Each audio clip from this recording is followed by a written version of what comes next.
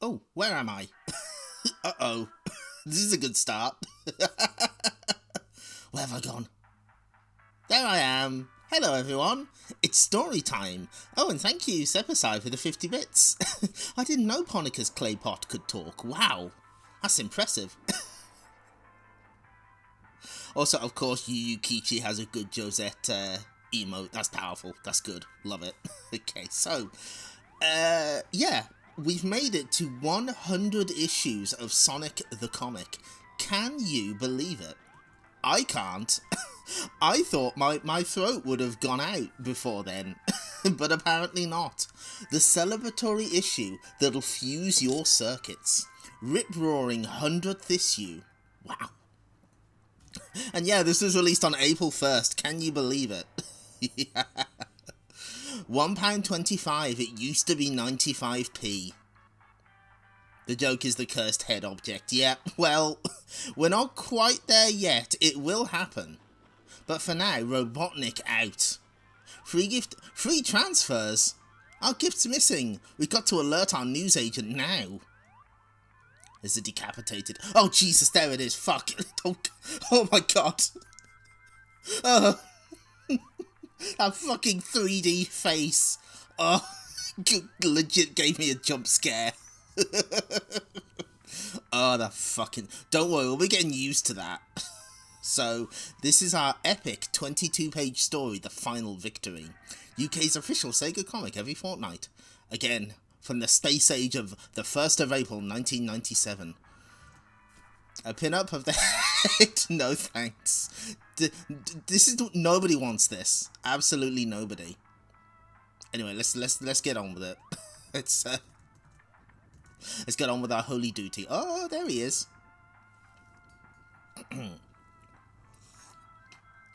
Hey, boomers.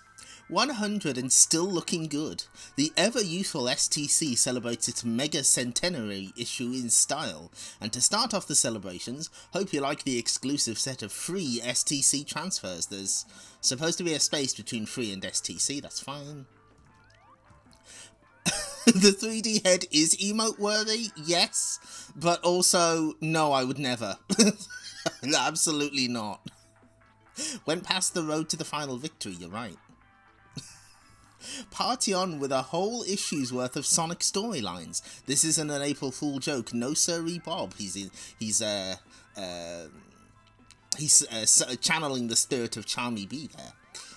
For the first time in STC's history, there's a Sonic story of epic proportions.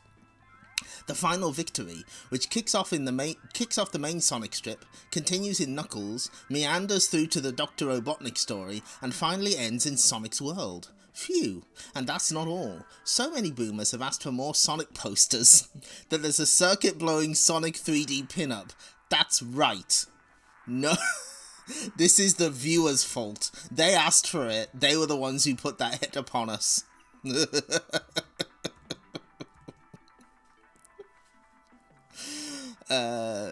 Proving that you can't please everybody, word is that Chuck's not too happy about missing out on the party, and he wants back. Can't say I blame him, so the rest of Decap will return next issue. A special thank you to those of you who followed the searing adventures of Sonic & Co. in STC over the years. It would not have been possible without you, so take a bow, boomers. That's you, the viewer. Free transfers. Oh, this is kind of tough to read. Hang on. Oh, cripes. STC presents the exclusive, not available in the shops, terrific transfers, designed to be shown off in the best possible places. Please don't put them on your ass. Here's some tips on how to transfer your transfers with ease. Number 1. Peel off backing sheet. 2. Select character. 3. Place the transfer face down over a flat surface. 4. Take either a pen or a pencil and... 5. Rub firmly over the back of the selected transfer. You should now have successfully completed your mission. Let the world know that you're an STC boomer. The Game Gear and Mega CD charts appear to be unchanged.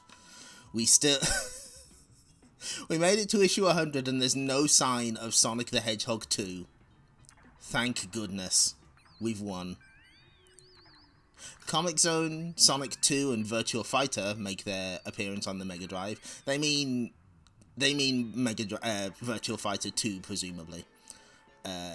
Nothing new in the Saturn charts, but Knights is only at 10th? What? That's weird.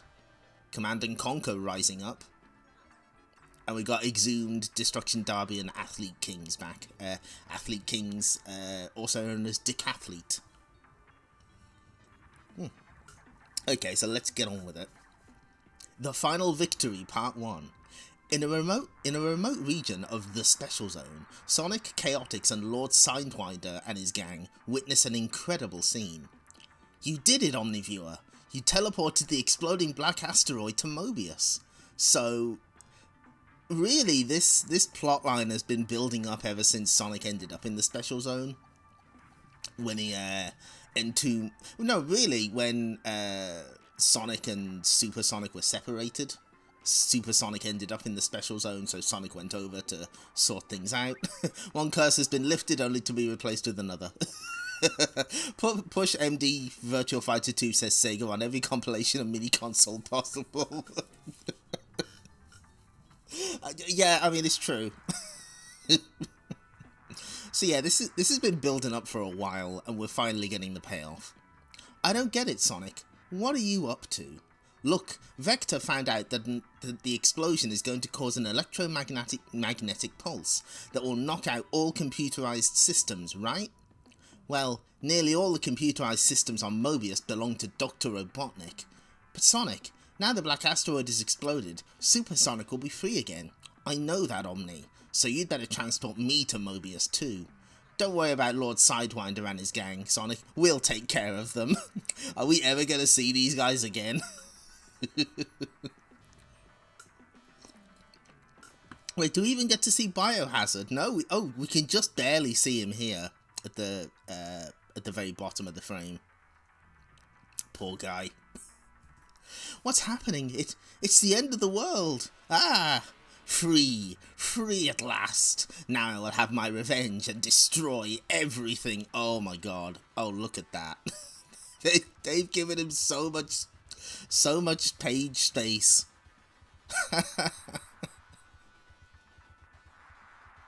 He's free. He's gonna murder everyone.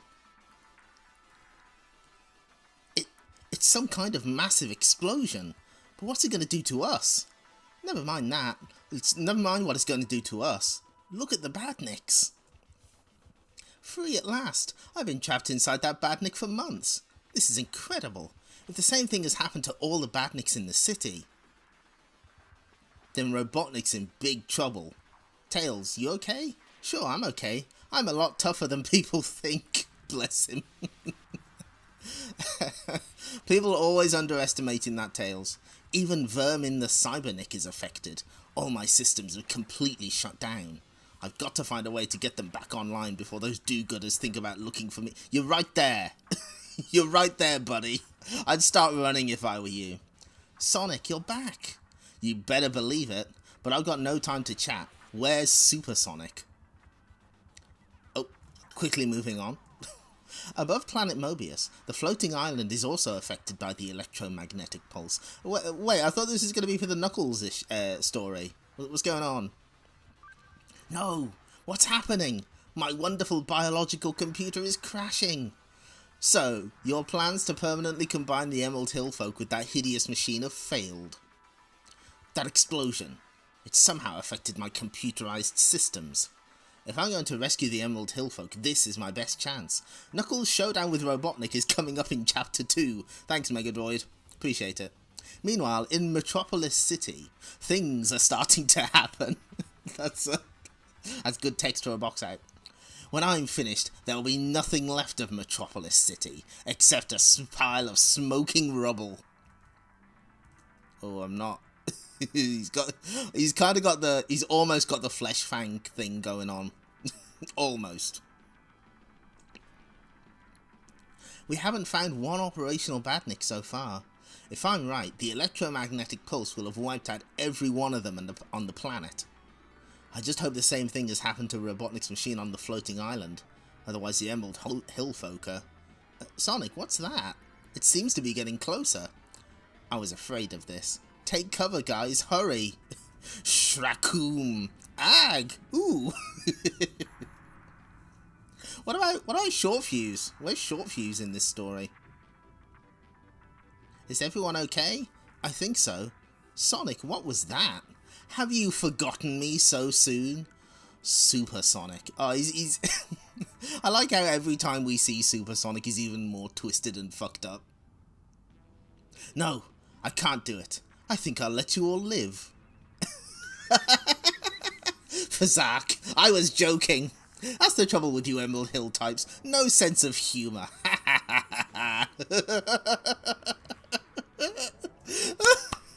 Oh, he got me.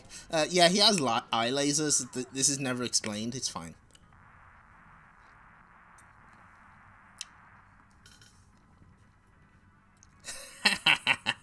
Fazak. Fazak. It's over, blue nuisance. Well, I hate long goodbyes, so... Huh? Physic. Huh? What's this? Another one of your jokes? Fazak. Oh yeah! That kid who was friends with the Robotnik. Oh, he's gonna be fucked up now. No, something's wrong. Energy's draining out of me. I can't stop it. What's happened to Supersonic? I think I can answer that one, Tails. Omni, old buddy, are you okay? I'm fine, Sonic, but listen. According to my readings, Supersonic has changed somehow. He's no longer able to store energy. In a moment, he'll be helpless. The explosion changed him in a way I don't understand. Absorbed STC Sonic's gallows humour, yeah, that's where he sort of got it from. As long as the creep is no danger to us, who needs to understand? Quickly, Omni, it's time I checked out the Emerald Hill folk on the floating island. And as Sonic and the Omniviewer fade away, so the people of Mobius are free at last. Don't forget about Dr. Robotnik. As long as he's on the run, anything can happen. Don't stop here. The adventure continues in Knuckles, coming up next. Right now. I'm guessing there were adverts in between. Sadly, these scans do not preserve them.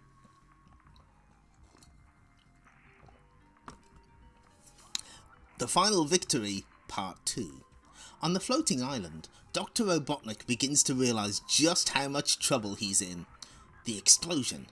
That's what caused my biological computer to shut down. It's over, Robotnik. Let the Emerald Hill folk go. It must have been an electromagnetic pulse. If it was powerful enough to knock out my biological computer, what damage has it caused on Mobius? Oh, I was wondering how they'd explain this. Zachary, your robots are an ancient technology. Like the floating island, they cannot be affected by the pulse. Robots, destroy Knuckles. Here we go again. Hi, Arnold Rimmer. Yeah,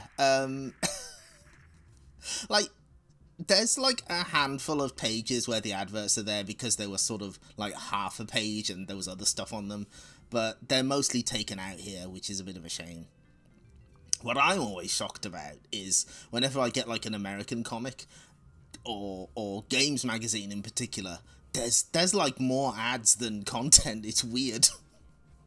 Zachary, what's going on? Why don't they attack? Oh, the electromagnetic pulse didn't affect the ancient robots, but it did knock out the modern software I use to control them. God damn it, Windows ME fucking me over again.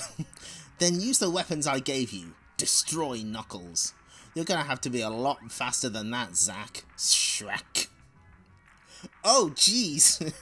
Wham. Ag.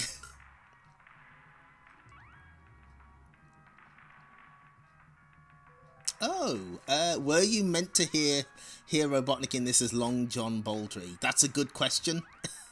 Yeah, they don't really address... No, I don't know what he's been fixed with. I think you may have spotted a plot point, Cac. They're enjoying all this extra space. Yeah, you're right. Yeah, I mean, I read it in his... I read it in his voice in my head, but I can't do the voice. I am a mere amateur compared to Long John Baldry. But hold on, I'm getting a communique from Megadroid. He says that older readers may remember that he originally had the game design, but incubated himself in a giant egg to turn into the Adventures of Sonic the Hedgehog version. Thanks, Megadroid. Shaz. That's a good sound. Ah, once you're out of the way, I'll take over the floating island. That's it, you overconfident little creep. Just a little closer. Ha! It's over, Knuckles. Nothing can save you now. Well now, I wouldn't say that exactly. Sonic? Oh, he's coming to steal his thunder. Okay, how come... Why is Sammy not... Oh, no, I fixed this. Okay, hold on. There we go. Okay, Sammy should be fixed now. So I can open this. Where's Megadroid? There he is. Run. Okay, that should fix it now. Hopefully. Oh, there he is. There's our buddy. So I've arrived in the nick of time to save you again, Knuckles. Crack. Dream on. I was just pretending to be hurt. Who are you kidding? You were beaten. No, I mean it. I was about to finish him off. It's nice to see some things never change. You really get on my nerves, Sonic. You're not the only hero on Mobius, you know. Yeah? Well, while you're telling me what a great hero you are, the bad guy is getting away. I don't think so. Oh, he's doing the planet cracker thing from Kirby Superstar. Ah, that takes care of him for a while. Not bad. Not as stylish as a certain blue hedgehog, but, oh no. I've just thought, where's Robotnik? Uh-oh. Tango and Cash, Lucky and Wild, Sonic and Knuckles. It's not like I was awaiting your rescue, yeah. Knuckles showing his son side a little. Don't worry about Robotnik, Knuckles. He isn't going anywhere. Porker Lewis, you okay, buddy? Everything's fine now, Sonic. All the Emerald Hill folk are free. Robotnik's plans are finished. I know you had something to do with the explosion that saved the Emerald Hill folk, but how did you do it? You've got to tell me. Robotnik, I don't have to tell you anything. Your order-giving days are over. After all these years, finally, Dr. Robotnik is defeated. I mean, he's a lot bigger than you guys. He could probably take you in a fight.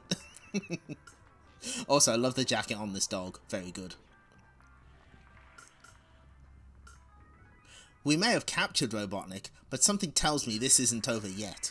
It's not over by a long way. Thanks for spoiling it, Megadroid. Read on to discover the fate of Dr. Robotnik.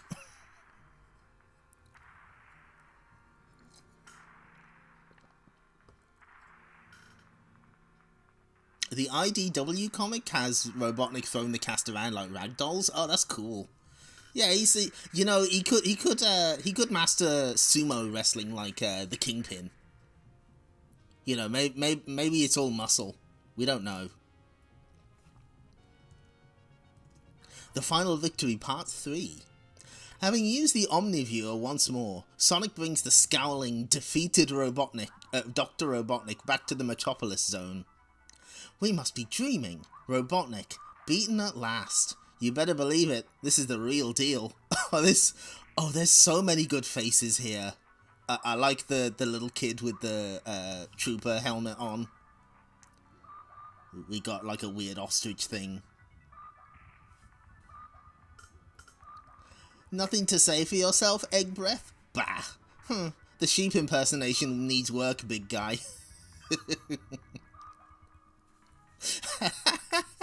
Oh, that's great. IDW implies he can fight them if he wanted, but he does it the way he does for fun. I mean, when you're a scientist, you sort of want to lean in on that, don't you? Yeah, the Sonic face is pretty strong as well. Wow, Robotnik's been defeated at last. Will you just stop rubbing it in? Temper, temper. Elsewhere in the city, Super Sonic wanders powerless and confused. Who am I? So hard to remember. God, these fucking fangs they're giving Super Sonic are great. He's also wearing the swirly glasses. Now that I can read in Long John Boltry's voice, yep. I'm sorry, my Robotnik is not a patch on his. I will do my best. Isn't it super? Super. That word sounds familiar. I mean, it's super news, isn't it? That Dr. Robotnik and his horrid badniks are finished for good. Surely you knew. With respect, lady, I can't even remember who I am. Never mind what a badnik is. Ah, you youngsters have such a short attention span these days. You look worn out. Let me make you some soup. Lady, what are you doing? Yes, must rest. That's really good. Meanwhile, at the Hall of Justice, apparently, we're gonna lock you up and throw away the key, Robotnik. Ha! The final victory. They said the thing will be mine yet, Hedgehog. Oh yeah? You're just a bag of wind without your technology to back you up. It's over, Topokita. Okay, let me see if I can do this. Topokita. Sonic, I think you should look at this. What I'm trying to do is a steam machine. Fear not, master. I am here to rescue you. What the fuck is this, Grimer? Grimer, it's about time. What is that? Supersonic going for the Battenberg cake. It's an antique robot, Amy, from the Museum of Mobian Machinery. The electromagnetic pulse hasn't affected it because it's steam-powered. Useful science lesson, Prof. But I'm too busy to take notes right now. Thoom. Oh, look at this thing, it's great. Did someone say steam machine? Yes. Yeah, that guy is like dressed to the nines. He was ready to celebrate. Good for him. Oh no, it's rescuing Robotnik. Bye-bye, losers. May I take your order, sir? The usual, Grimer. Mashed heroes. Swoosh. Eek. Fast moves for an Olden. Kabash. Help. Save us. Just stay cool, dudes. You don't even need to ask. I can't do that steam sound. I've tried. Quick, we must escape while the machine distracts them. Ooh, it's so exciting being a baddie. I'm glad Grimer's enjoying his work.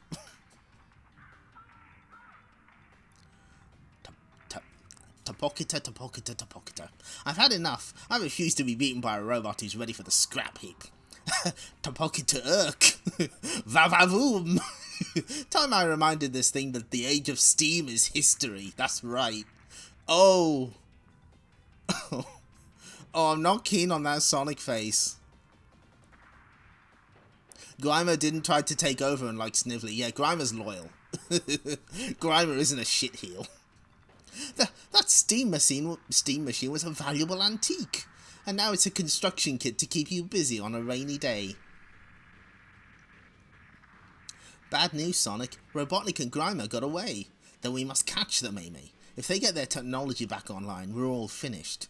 It's a race against time. Don't miss the dramatic conclusion in Sonic's world in this issue.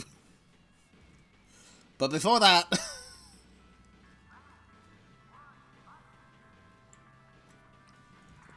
it's Easter time, which means egg. Egg related.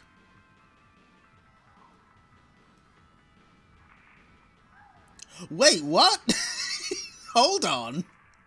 John Hemsley, Eastbourne, Master System and SNES owner. Are you... That seems kind of dangerous to admit to a Sonic magazine. What are you doing? Also, yeah, egg. Oh, that one's good, but I can tell that they've...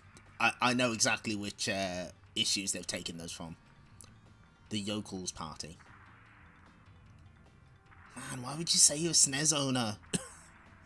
You're gonna get your house egged. Had both consoles, yep, lucky. Admitting to... betrayal. Admitting to liking the competition in the 90s was dangerous, especially in this, in the context of a games magazine. Have you seen the fucked up shit kids would draw? Mario getting decapitated and beaten to a pulp? Different times.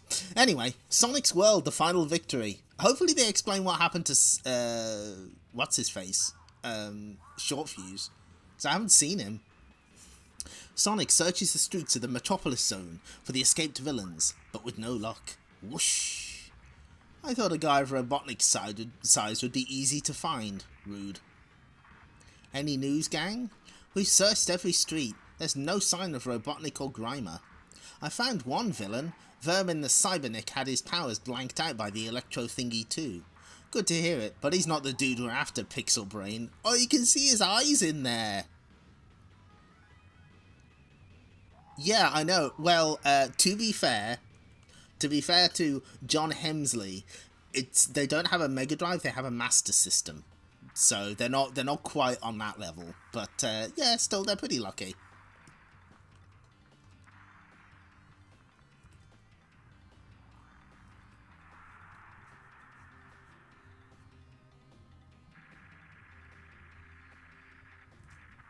Our guess was they tried to get back to Citadel Robotnik, but we've got civilians guarding every way in. Maybe we missed one.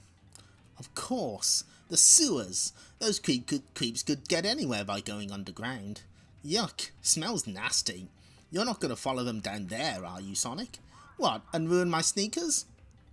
No way. I like the rush of fresh air in my spikes. Go get 'em, Sonic. That's a Tails face.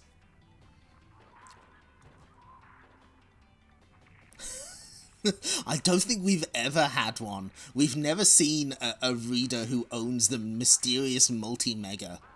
Sonic Underground, not even once, true. I'm trying to remember. I don't think we had a SNES and a Mega Drive at the same time, because my brother sold the Mega Drive to put towards a PlayStation. But the only reason we had a SNES was, and I think I've explained this before, ESO had their Tiger Tokens thing back in the 90s, and my dad was a truck driver, which means that, you know, he'd buy a lot of fuel, so he saved up the Tiger Tokens to get a SNES with Super Mario All-Stars. I think that was like 94, 95. I never found the exact catalogue that had it, but I did see, like, some of the other Tiger Tokens catalogues, and man, it genuinely would have been cheaper to, like, buy some of those games, you know, normally. But, you know, part of his job, so, you know, it made sense. Beneath Citadel Robotnik, in the emergency generator room. Crank up the power, Grimer. Put me back online and I will rule again. Yes, master. That's a poor Grimer. He's reconsidering his life choices here. Badash! You! Going to try and stop me, I suppose? Well, I'm not here to sell you double glazing. Put me back online. He needs to get onto one of his 70 alternative accounts. He needs to get back on his Twitter. Mind if I cut in? What? He's actually helping us. The computers are back online. Quiet, you fool. Sonic obviously doesn't realise it yet. That spike ball can't know that what he's doing.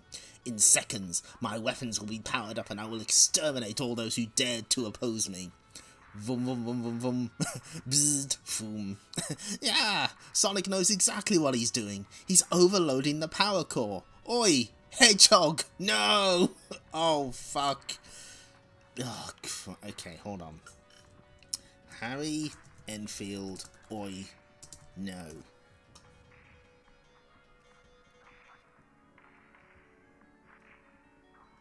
So,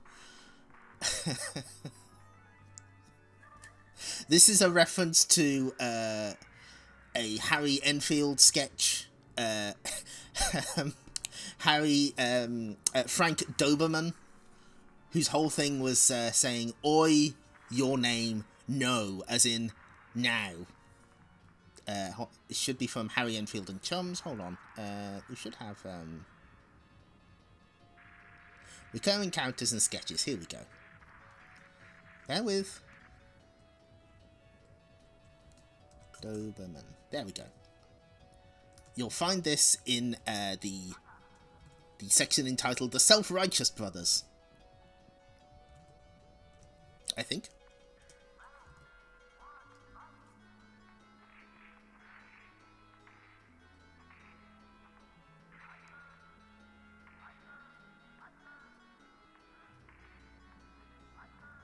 There we go. Yes, they're always sitting in a pub speculating what would happen if they met various celebrities.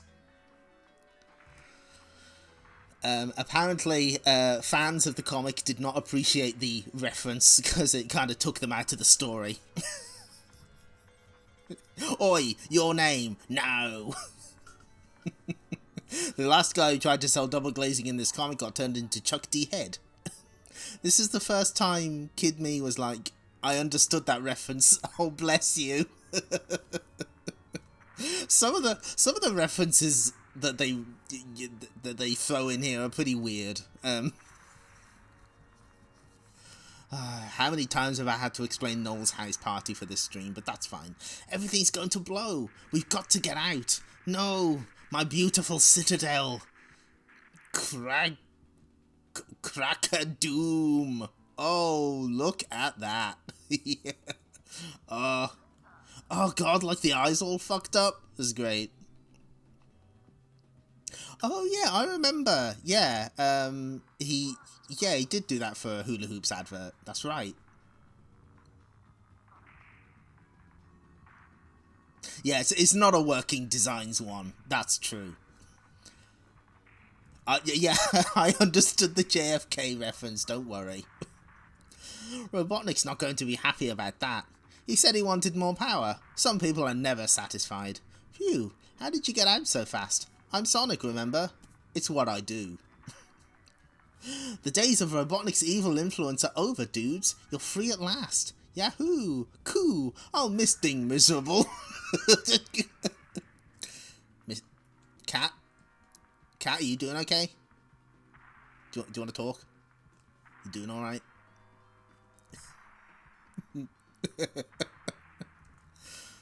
Also, what's this Sonic human hybrid doing back here? Well, I don't know about that.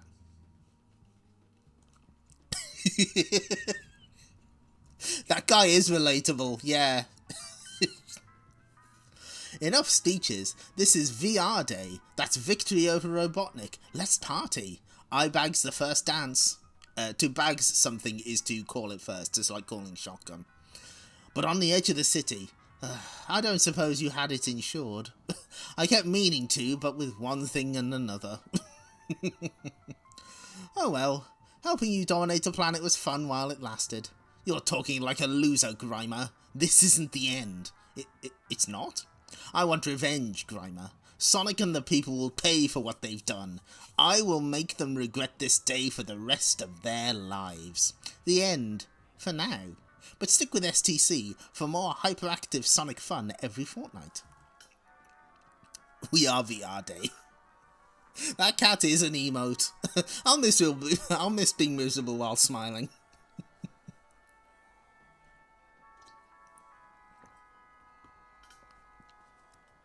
Hyperactive sure is a choice, yes. Oh, we got some celebratory. Oh, look at that. Oh, that's great. Happy 100th. Well done to you and all the Humes involved on STC for making 100 issues of the world's greatest comic. And well done to you and the rest of the boomers for having such good taste, Emma. STC couldn't have done it without you. Oh, that's adorable.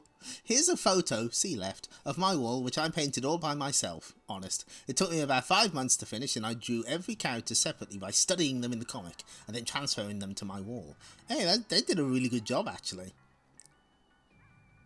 Handy work, David. That's what I call dedication. Could it be the caveman instinct coming out in you?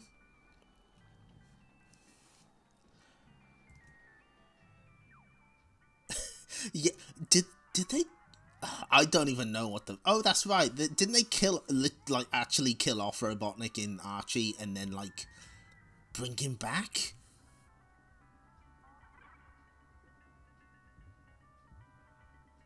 You'd think they would have loved the chance to push more... Hey! Captain Plunder is legit one of my favorites. I love Captain Plunder, he's great. Although, they don't explain what happened to Short Fuse. Wouldn't the electromagnetic pulse have fucked him up as well? 100 golden issues of Sonic the Comic. Dear Megadroid and the STC staff, I've been reading your comic since the beginning and have enjoyed each issue, which is why I want to say congratulations on reaching the big 100. I'm glad to say that the Sonic stories are still on form, as were the Metallic stories, which I'd like to see more of, along with Knuckles Metallics. Lastly, I hope you like my artwork, see top left. There's a queue of loyal boomers like yourself requesting Knuckles Metallics, so watch this space, Mike. Oops, you didn't see that. You didn't see that. That's nothing. What happened to the squirrel? Out of sight, out of mind. I guess it depends on who was writing him. do we let Short Fuse the Cybernetic get owned by this EMP or not? Oh, that's right. They did. Yeah, I imagine Sega probably put their foot. Well.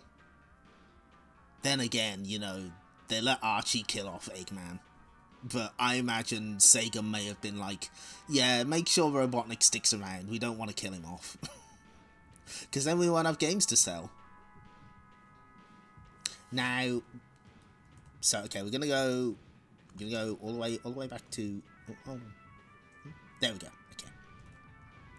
So, this is the 100th issue of Sonic the Comic.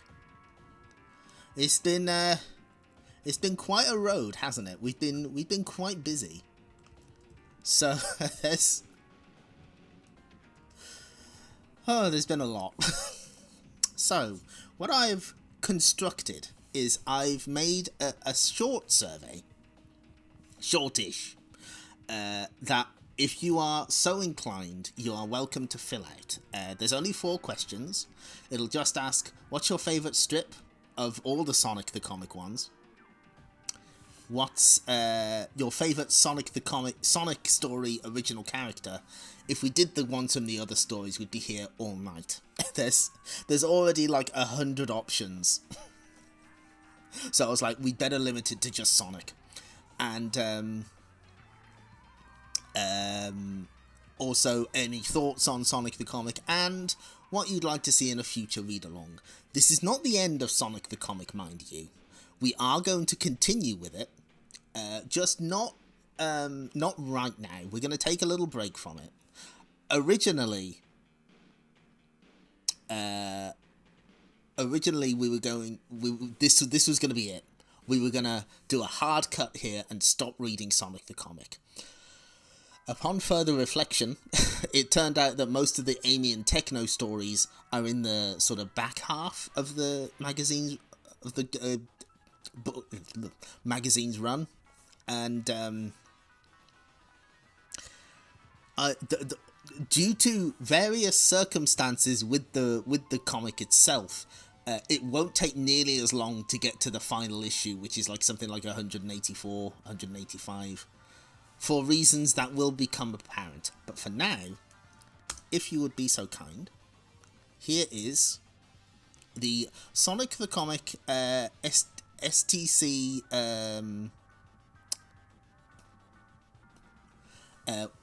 issue 100 exit survey.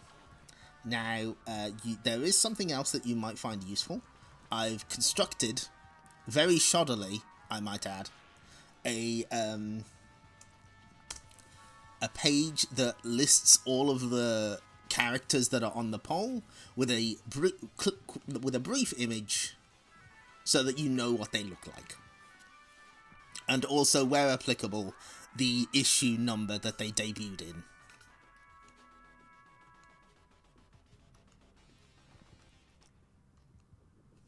Now, I will stress, not every character that appeared in the comic is on the poll. The selection process was I went through every single issue in my own time, and I picked out characters that seemed like noteworthy enough. So the squirrel called Sally Acorn, who shows up for like 2 issues, no, we don't include her. I considered things like Captain Plunder's crew as a single option, but they're so indistinct that, and like their appearance changes almost every time they show up, that I was like, nah, okay, we'll keep Captain Plunder, we'll keep Filch, but not his crew. And I couldn't even find like a decent picture of them. Also, some are just included because I think they're funny, which is why about how far in is this one? Hold on. Wait, I got it. Yeah, about about like 2/3 of the way through. There's one that's just called This Shit Talking Flicky. There's a picture of. Don't you worry, the mysterious traveler is on there. Now, in the interests of gathering useful data, the one thing I request is that you don't just vote for everyone, because that'll make the results weird. Just pick the ones that sort of stuck out in your mind. The ones that really made an impression. The Marxio brothers are on there as well, so that's important.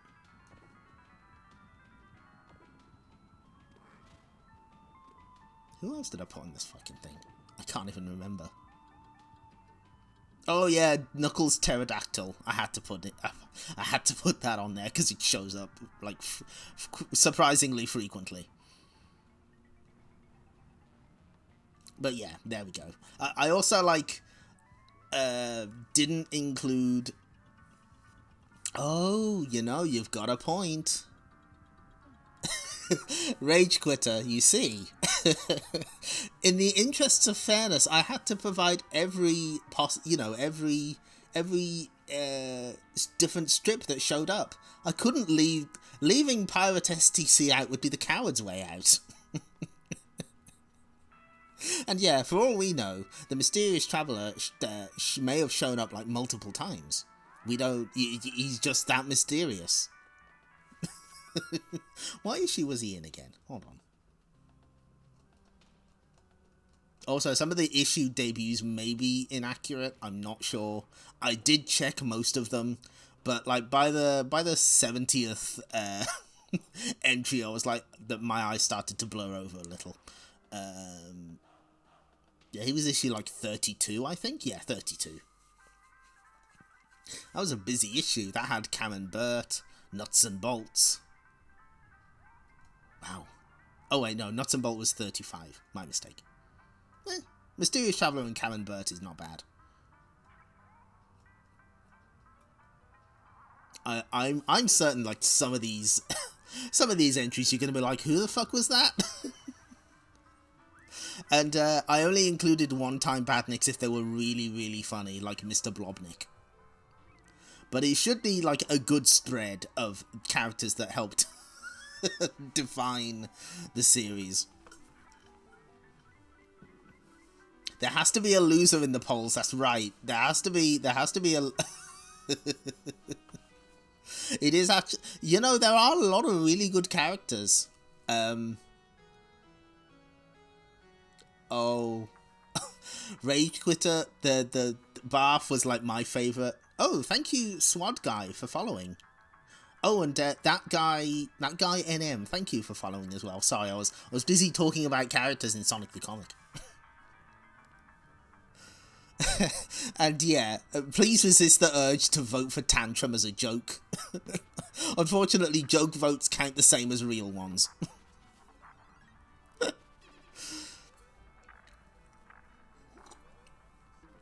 Anyway, I just thought this would be like a fun little thing to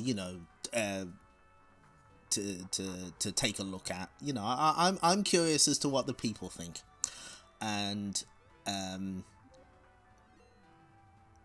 it sure has been a journey. If you're asking, you know what? I tell you what, I'll do is, yeah, the Barf stories are great, big fan. So I'll tell you what I'll do. I'll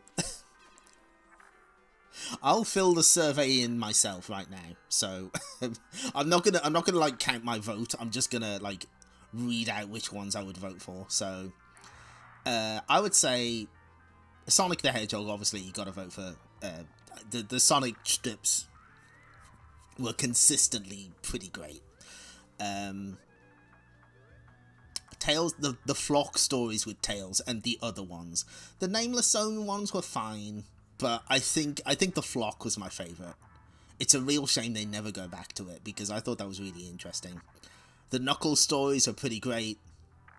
Amy Rose only has like 1 or 2 stories at this point, but she does eventually get more. Sonic's World, definitely the Badnik army repair functionaries.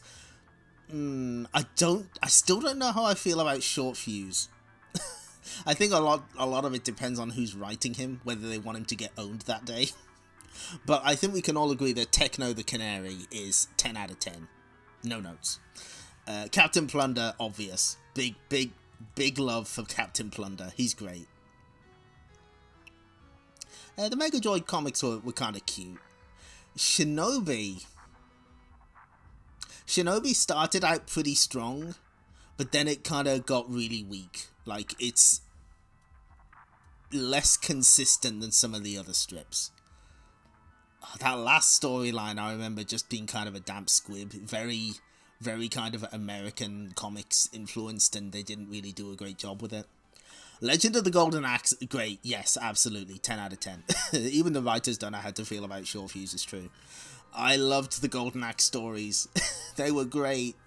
Even if Axe Battler basically had nothing to do in them, he was like knocked out or unconscious or in a snake-induced trance. Let's see, Wonder Boy.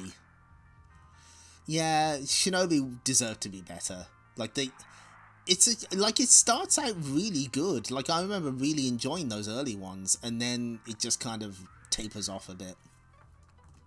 Wonder Boy. Wonder Boy technically provided the most entertainment, but not on purpose. Not intentionally. Hold on, let me fuck around with things for a second. I need to make this more visually stimulating.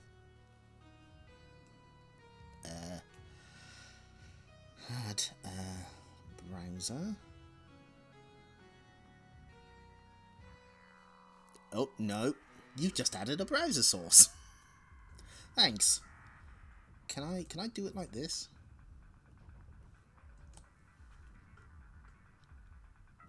Will this work? Ah, yes it will. So can we... Oh no, it doesn't work the way I think it did. No, okay. Oh wait, I know what I'm doing wrong. Okay. So what we want is window capture. There we go. So we'll switch that off for a second. Let me get this all ready.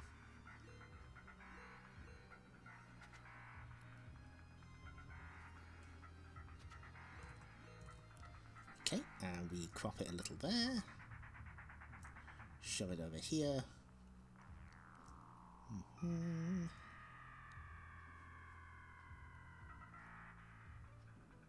There we go, that's a bit more visually stimulating. Because now we can scroll down together.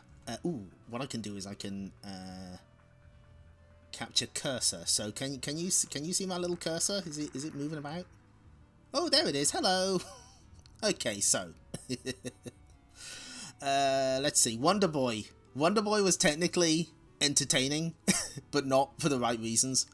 Thank you for displaying restraint, Cac. I appreciate it. A lot of the art was very weird, and all I'm gonna think about is that fucking that absolutely shredded demon that he fought.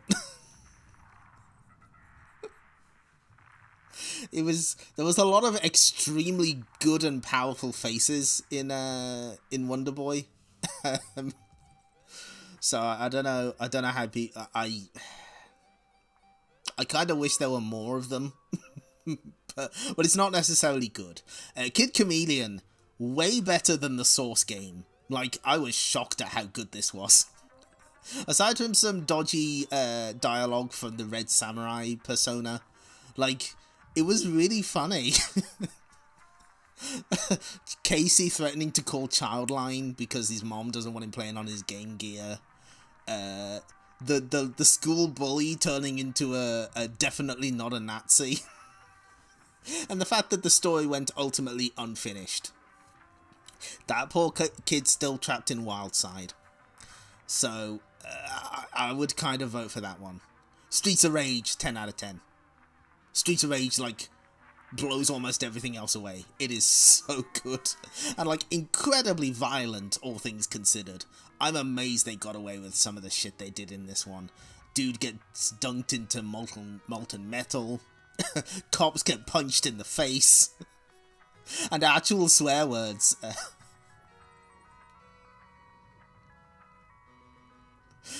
Yeah, Kid Chameleon is the definition of being better than it has any right to be. True. Oh goodness, we've got a lot of followers tonight. QWERTY SDDDDRD, thank you for following. We're going through this poll of Sonic the Comic things and characters that I wrote, by the way.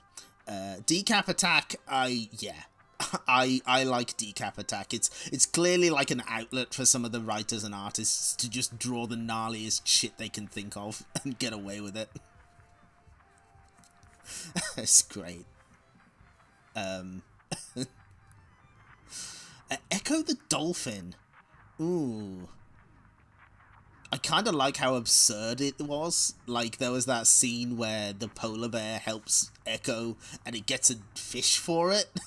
And Echo, like, gives him a fish to eat. And there's some really, like, over-the-top dialogue. Like, Echo really is kind of embodying that shonen hero style. And the artwork is, like, really good. Very watercolor, which, you know, is very, very appropriate. Eternal Champions.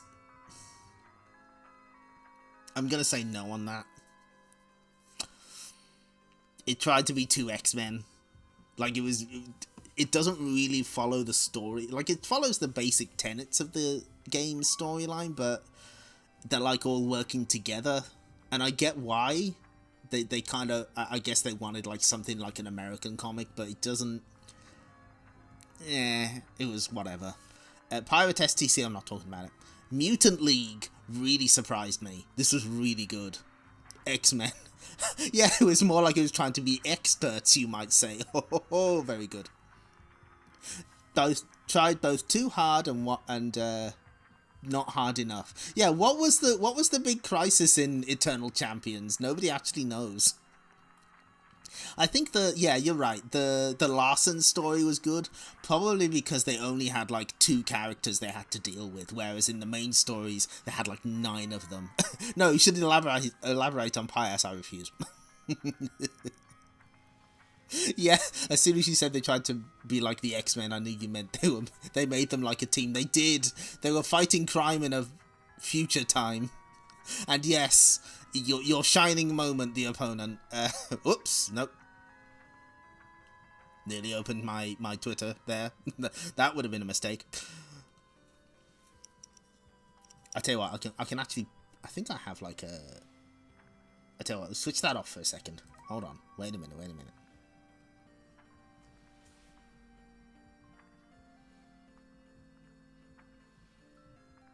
Maybe they would have introduced Senator. Yeah, that's a good point. So we can switch that back on. And I can... hold on, let me just do it this way.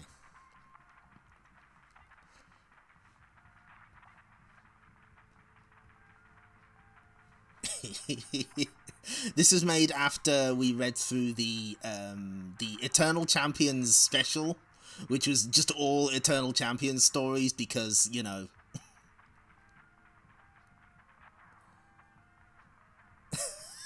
that's the best part. So, like, they had these profiles, and the opponent went through all of the relationship connections. So, like, Shadow teases Rax cruelly, but is secretly flattered by his attention. Rax has a crush on Shadow. Jetta and Shadow are friends.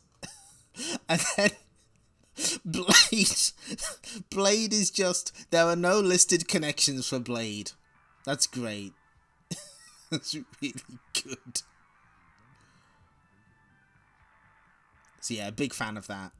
If you're making your own Eternal Champions content, you better refer to this.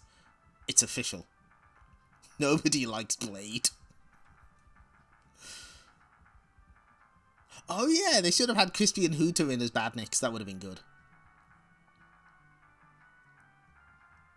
I think the most illuminating thing about the Eternal Champion special was like the interview with Michael Latham, and he explained that like they focus tested the shit out of that game. They started with like 100 archetypes and whittled it down to 11, and then 2 got cut from the final game. But like they went in hard on it.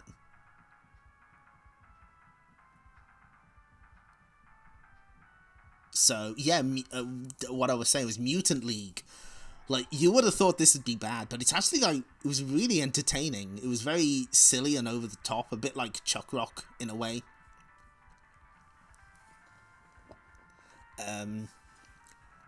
Marco's Magic Football is in the same category as Wonder Boy, entertaining for the wrong reasons.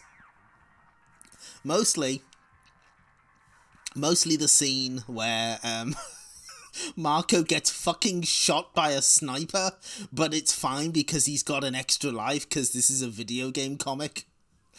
That's really good. Sparkster. Sparkster was... Yeah, no, Sparkster was great. Sparkster was really good as well. And whenever Limited Run Games prints that Sparkster collection, whatever... there'll be a physical copy of that comic.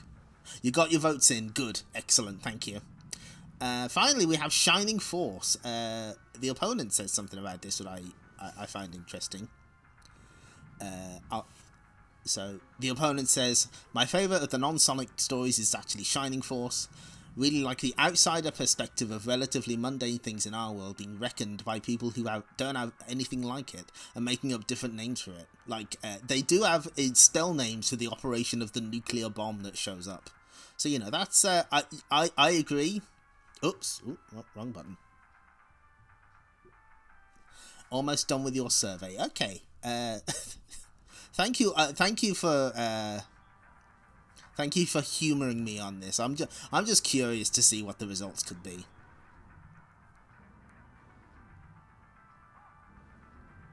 Like the Lost Technology in Galaxy Angel in the opposite direction, true. It's not a particularly faithful adaptation of the source material, but I thought it was fine. It kind of feels like they wanted to do more of them and like people didn't want it, so they weren't given the chance, which feels like a shame.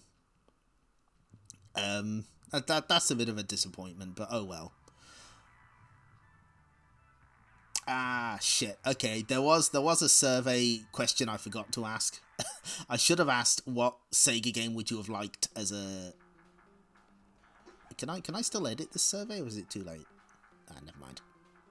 Well, if you have any Sega games you would have liked to see as comics in Sonic the Comic, feel free to sound off now. So what I'm going to do is I'm going to briefly go through this list here. Yeah, Fighting Vipers is like an easy one. ToeJam and Earl, you say? Well, be careful what you wish for.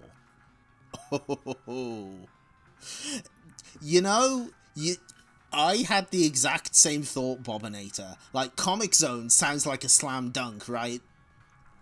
And then, like, it occurred to me, it kind of doesn't work, does it?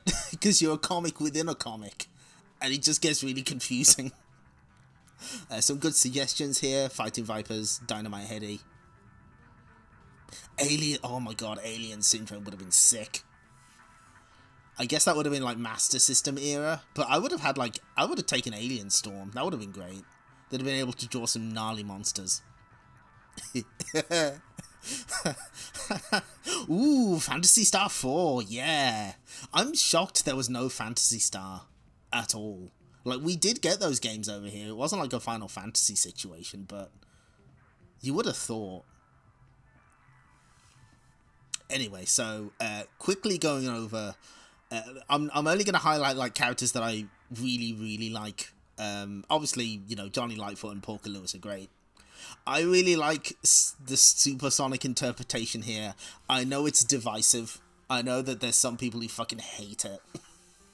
I think it's great though.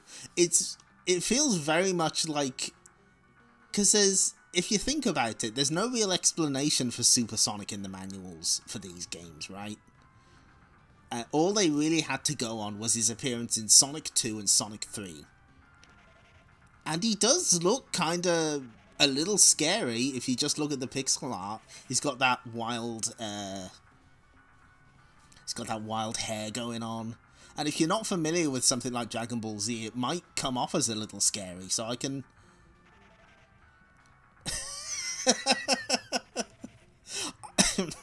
You're right, Kak. You see, I didn't use the one that looked like Stocking from Pantheon Stocking because that design only shows up once, whereas the other Receptionist shows up multiple times. Yeah, as a separate character, he's kind of a cute a cute idea. It's a fun concept to play around with. Time Traveler, oh shit, yes, absolutely. Okay, so moving on. Sonic the Human haunts me in my dreams every now and then. I don't want to see him again. The Marxio brothers are great. It's such a shame they never did anything more with them. I guess they sort of replaced him with Max Gamble, the lizard guy, who looks different in every single appearance.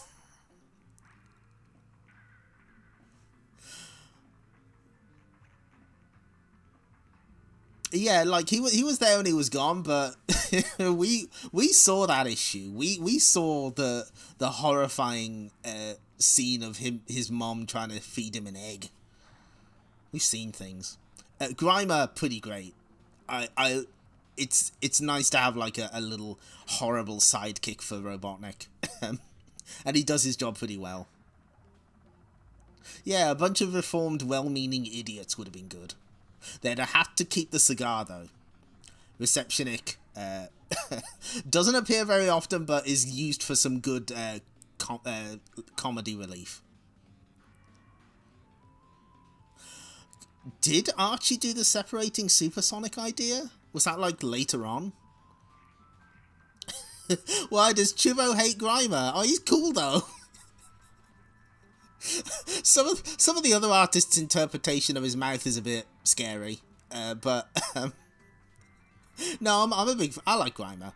It's because he's clearly very smart, but he's also a little, you know, he's. I always think of the bit in the Sonic CD adaptation where he tells the Robotnik troopers not to fire at the bubble that Sonic's in, and then he breaks all of them, meaning Sonic can escape because he got carried away. Obviously, Captain Plunder, 10 out of 10 character. They introduce him for some Mystic Cave Zone thing, and then they just run with it. He's great. I love doing his voice. I think I'm trying to give him a Yorkshire accent, but it works.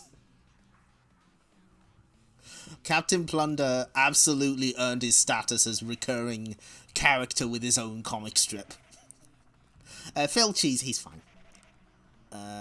No, don't really care about these characters. Metamorphia. Oh man, I wish Metamorphia showed up more. I think she only showed up for like 4 or 5 stories at most, and then they wrote her out. She gets written out in like a Tails side story where she becomes adorable. But she was a really interesting concept. I mean, Rimuru in that Ring Racers game. Anything can happen.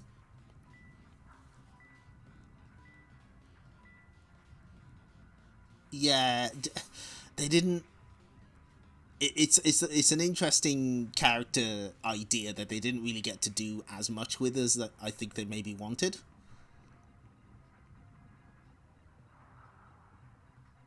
Yeah, they never really got to use her that well, which is a bit of a shame. I do wonder why they decided to write her out. Maybe they were like, we can't, we don't know what to do with her.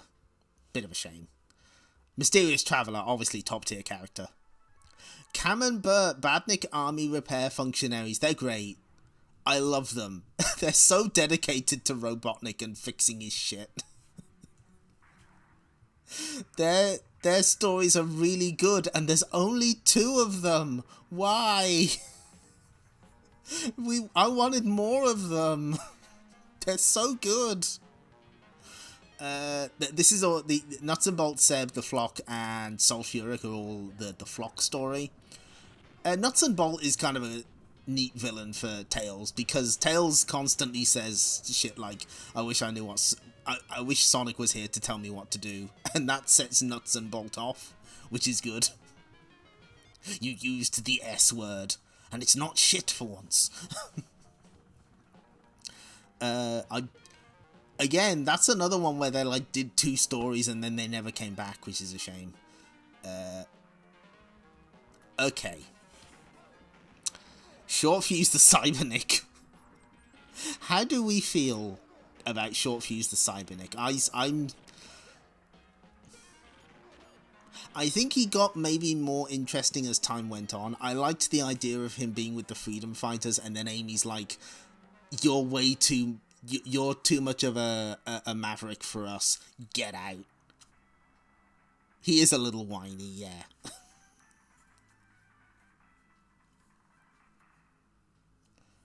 And he sort of just shows up sometimes and doesn't really do much. They even gave him a rival, and I think they've only fought like twice, and now Vermin's been captured, so who knows what's going on there. Simpson the Cat, also a 10 out of 10 character. That's the like 1930s cartoon character given flesh. He didn't even get to be in issue 100. What's he doing? Let's see, let's scroll down here. Mr. Blobnik, also a 10 out of 10 character. He's in one issue, but I was like, no, I'm putting him on the poll. You can't stop me. The Dark One showed up at the end of the Nameless Zone stories. Very weird. just a strange concept. Oh, I put Parrot, didn't I? Oh, I forgot to fix this. It's meant to be Canary. Sorry, Techno. Forgive me. Techno, obviously great. Non-binary icon. Commander Brutus was interesting because he was like gonna do his own revolution, make his own badniks. They sort of got rid of him maybe too early. Like the Robotnik fights him in the Lex Luthor suit and destroys him. So I never. They were building up to it, but I don't know whether the payoff was necessarily like worth it. Let's see who. But yeah, Techno the Canary. We'll be seeing a lot more of her in the issues to come. She sort of starts off as a small side character in Sonic's world, but she gets to go on universe hopping adventures with Amy. I'm really looking forward to that. That the shit talking Flicky, of course. The duality of Sonic the Comic. The story that introduced Tantrum the Mouse, one of the most hated characters in this comic, also gave us Fleabite the Bounty Hunter, one of the best. Fleabite's great. He's really funny. He's like, oh man, I shouldn't have bought this secondhand gun, and pulls out this fucking blaster. Oh, great. Extremely good. Let's see, who else we got? The Fundamental Four feel like they're straight out of a Marvel Comics thing. Charmy's Hive. Max Gamble kind of sucks.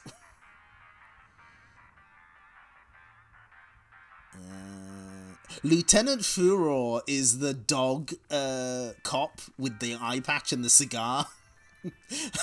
Who's just taken out of like an 80s buddy cop action movie. Really good. Brutus could have been a recurring villain. You would have thought so. Yeah, thank you. I'm glad that you enjoyed my Fleabite voice. He was fun. Clive the Donkey was in like a Tales one. At this point, it gets a little weird because the Special Zone is basically an excuse to do a bunch of American comic book parodies.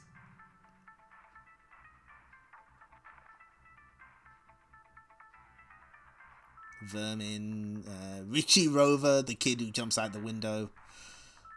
Father Christmas shows up. I forgot about that. Ebony is like the Black Cat Panther person with magic powers that shows up in the one with the trees. I enjoyed that character. They're cool.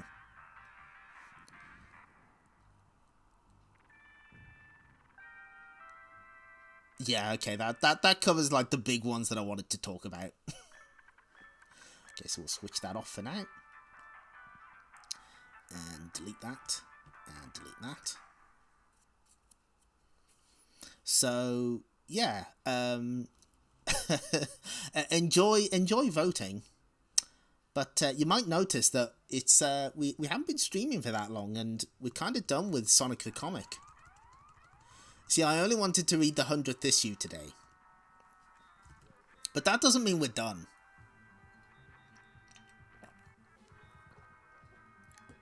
Yeah, Ebony is them totally doing a Doctor Strange, you're right. So, when I asked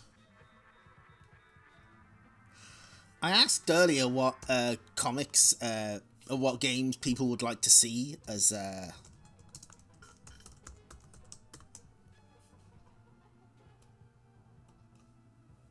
is the rest of the stream reading the results? Oh, you wish. So somebody mentioned they wanted a ToeJam and Earl comic. Be careful what you wish for. We've got some unfinished business. I've brought this up on stream in the past, but it was only briefly and I didn't read all of them. So this is Max Overload. This is a book, a magazine all about video games that lasted for 2 issues. They promised a 3rd one and it never happened. But the difference is that this had comics similar to Sonic the Comic. It's the Lemmings.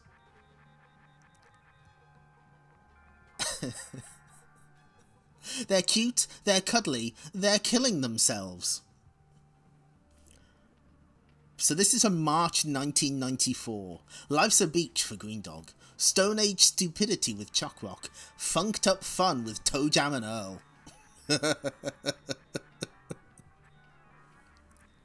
Unfortunately, well, Greendog has been here in spirit because one of the backing tracks, the song that's been playing in the background is actually a mega mix of Mega Drive attract modes that my brother helped me put together. Well, I got the tracks for him and he mixed it all together. And one of them is Greendog. I lovingly call this magazine STC's Cast-Offs. Well, there's a funny story about that. Yeah, but yeah, like Greendog was one of the attract modes that I sent him, and in the first draft that he put together, Greendog's attract mode showed up like 3 times, and I was like, okay, you have to cut that. Only put it in once, and it was like, okay, fine. So, of these comics, Chuck Rock and ToeJam and Earl are of particular interest. Because, according to... Oh man, this is going to be a pain to find. Give us a second.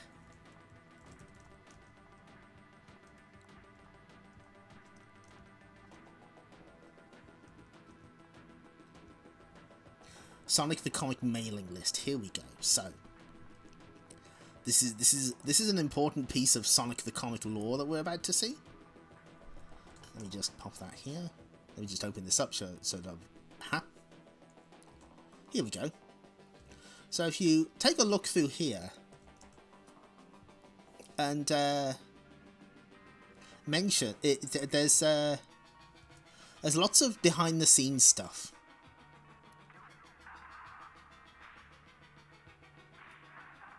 In particular, of note to us, is number 12476.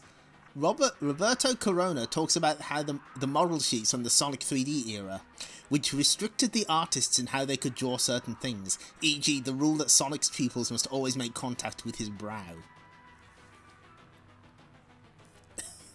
Also, Kitching says that he and Richard Rayner were fond of writing dialogue in amusing accents and decap attack. Charmy B's dialogue was inspired by a 2000 AD character not based on Ned Flanders, but the one of importance here is 8910 and 8912. Roberto Corona says that the Pirate STC strip by Stephen Bliss was originally going to be a ToeJam and Earl strip, and Kitching replies, I got decap attack in a similar way when the license for Chuck Rock fell through. So, yeah, they didn't manage to get those two licenses, but Max Overload did. And you know what? We're going to read them right now. We do have some additional information here. This blog has info on who wrote and drew some of these comics. So, hold on, let me get this ready. Okay, so this should be right. Chuck Rock had another comic somewhere else. I think it was like some kind of like TV guide kind of thing, or TV Life. I don't know. Hang on.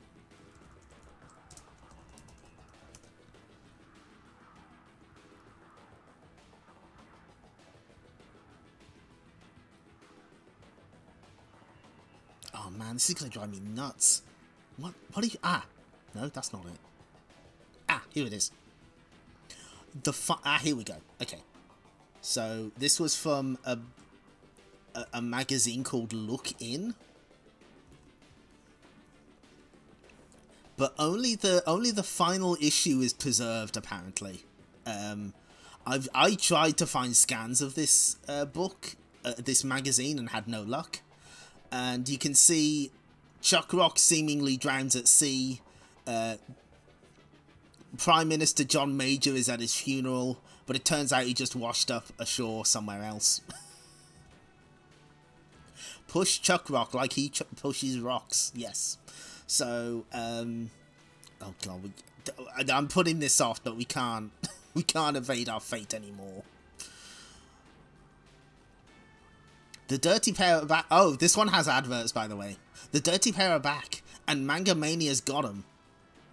And look at the company they're keeping. Akira, the sizzling cyberpunk classic.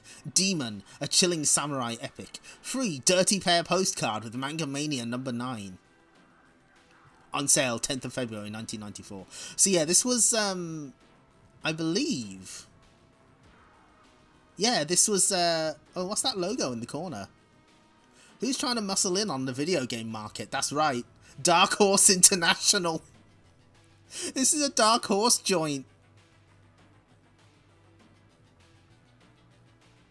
I mean, what the hell? Why did it only last 2 issues? What happened here? What is the story? Oh, we can win Urusei Yatsura videos. And we got 2 strips in here. They don't quite look like the Lovely Angels to me, but I get close enough. Manga HK style. I wonder if those are manhwa. That'd be cool. Not for... Yeah, I noticed that. This is aiming at a demographic of some kind. I have seen the English dub. It was done as a... I don't think it was like an official dub. It was like done as a sort of joke on a show. It's not... that there isn't an entire season's worth of that. I'm sorry.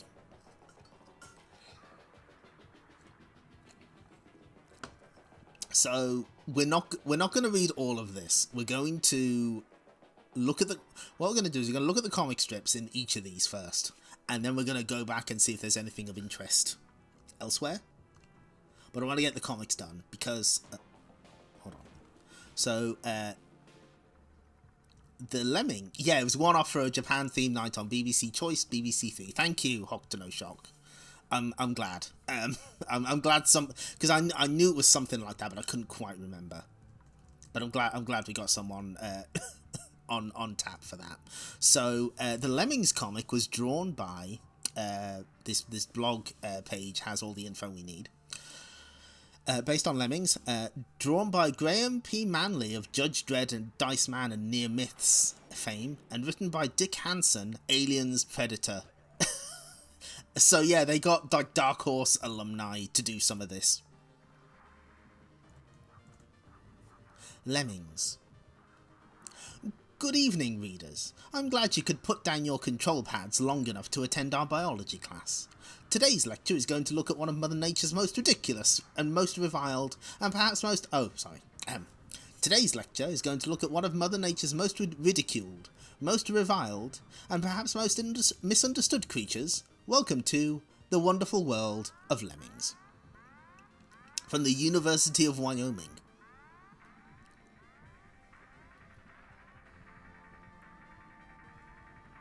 Tales of the ridiculous rodents.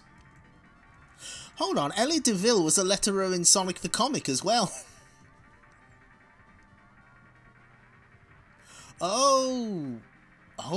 What is the... Oh, I didn't know there was another dub of Azumanga Daioh. That's interesting. Now, lemmings are commonly divided into three main varieties.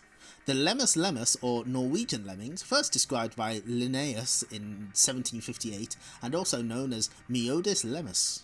Then there's the Lemmus sibiricus, or brown lemmings, which as its name suggests, is found in the eastern reaches of Siberia, and if rumours are to be believed. There is also the Lemmus ludicrus, or playful lemmings, which has avoided the attempts of even the most eminent biologists to provide a satisfactory classification. The first historical mention of lemmings comes in the Icelandic saga of Giselsursen. It's all true. If you don't believe us, read The Lemmings Year by Walter Marsden. Okay. But scholars argue over the accuracy of the translation, since the creatures are referred to, for some mysterious reason, as lemming jars. Indeed, some critics refuse to believe that these were lemmings at all, since no species is known to have existed on Iceland. However, the original settlers did of course come from Norway. Land ahoy! Whoosh! Although there is no evidence that lemmings ever made a similar journey. I tell you what, they've definitely captured like the feel of the box art for the Lemmings games. They've definitely got that going for them. The Lemming... Oh wow, of course it's a real book. Yeah, there you go. You can learn all about lemmings. Actual, real lemmings, not fake ones. Thank you, the opponent. In medieval times, lemmings became the stuff of myth and legend according to the witches of Lapland. Lemmings would fall fully grown from the clouds. Sploosh. Eek! Squeal. Needs more salt. In fact, among certain tribes it was considered good luck to be struck by a plummeting lemming. Bonk! Meep! Investing the recipient with the status of shaman, and imbuing him with strange lemming-like powers. Whoa! No one seems to know how such a bizarre myth passed into the annals of folklore. Geronimo! Archaeological research suggests that throughout the Middle Ages, lemmings continued to spread through Europe. No, really, they are called shogs. Would we lie to you? Okay. For instance, the forest lemming, or shog, is supposed to have spread from Russia by way of Finland. Lemongrad, 100 miles. Very funny. It is a matter of some speculation as to how these tiny creatures were able to undertake such long and potentially hazardous journeys. We can only conjecture that their determination and ingenuity helped them overcome all obstacles in their way. Timber! Meep, meep, meep, meep. They're all dead. Oh, there's game tips on the side. Don't want to blow up a blocker? Get a basher to cut out the floor from underneath him. This will change the blocker back into a walker, allowing you to save 100% of all lemmings. As village after village was visited by the lemmings, their arrival came to be looked on as a great misfortune. They were blamed for destroying crops. Not ripe. Do not pick until summer is...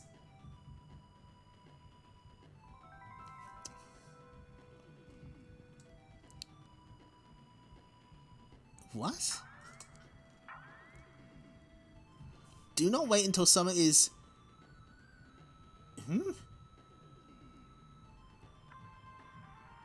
Is... what? Can anyone read this? No idea. You menin? What were they trying to say? Pass. Okay. Poisoning water supplies? Ugh, wretch. But what led the lemmings to migrate in such large numbers? Oh no, a benefit office joke. Oh. The balance of evidence seems to indicate that the cause was overpopulation. Lemmings are voracious and enthusiastic breeders. Hello, darling. Leading the male of the species to leave the nest and seek for new habitats. On your bike. Okay, what is the benefit office? How do I explain? Welfare. Yeah, there we go. Often demonized unfairly in British pop culture. Kind of similar to what Reagan did with the with his stuff in America. Yes. Yep, there we go. Pretty much. That's great. Thanks, Lemmings. But whoops. But perhaps the most potent myth of all is the lemmings' celebrated suicidal tendencies.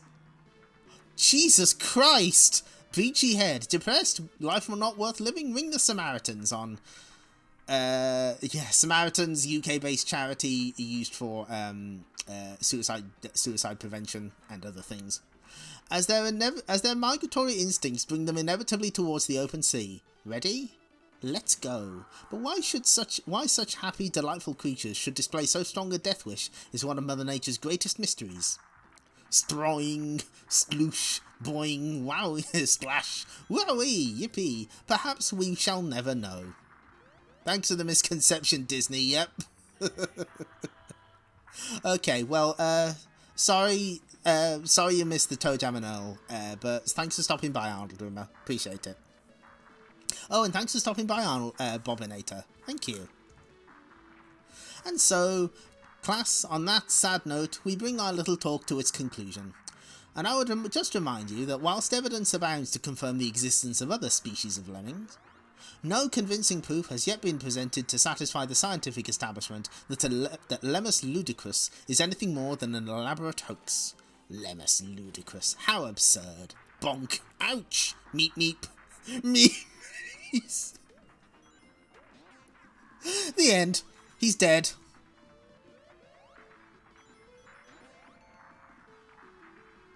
He's fucking dead. Next, Lemmings at the Dawn of Time.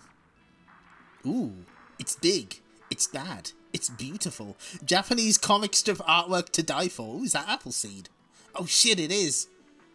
Godzilla. It's Manga Mania.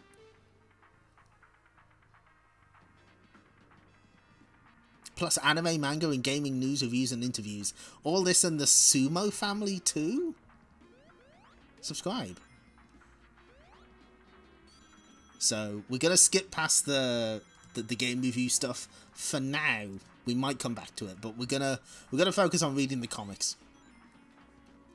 The subtitle calls it Comics Mania, really?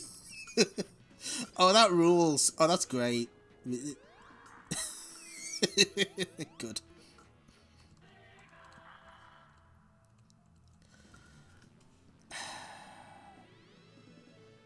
Who is the target audience for this comic again?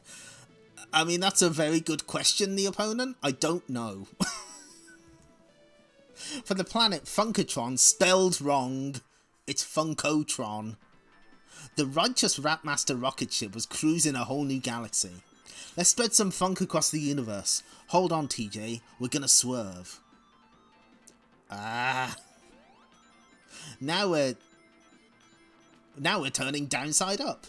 Okay, Earl, you had a try at the controls. Maybe I should take them back. What? Just when I'm getting the hang of it. Yes. Yeah, that is entirely on manga entertainment. I thought that was wrong. I was under that misapprehension as well. I was like, oh, all anime's manga, right?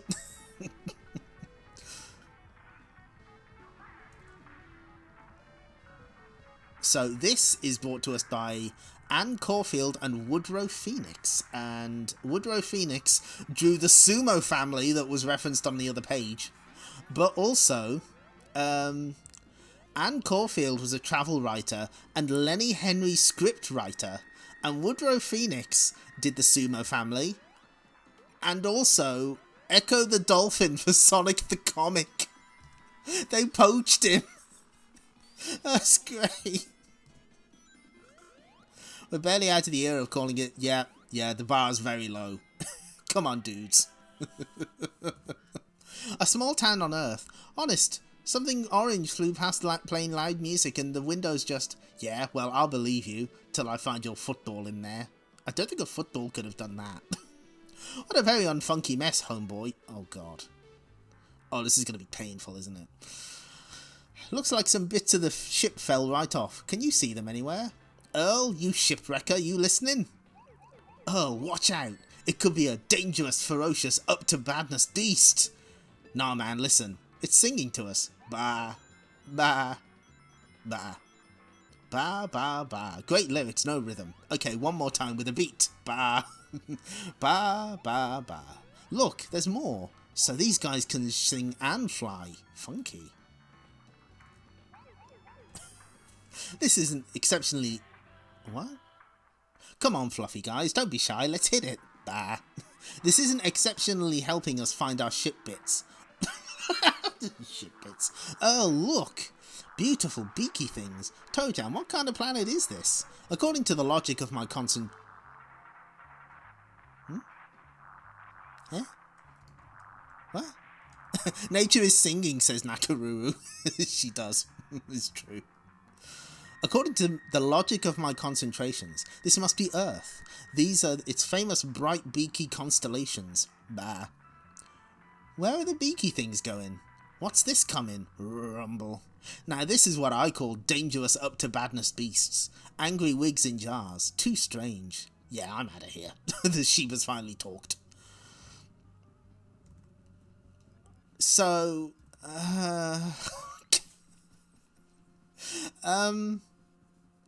maybe it's just me. Maybe I've got mild nostalgia blinders on, although, you know, I have spent the past couple of months actively reading Sonic the Comic. This isn't as good, is it? It's not just me, right? I guess this is sort of what happens in the game. There are hamsters that chase them around in wheels.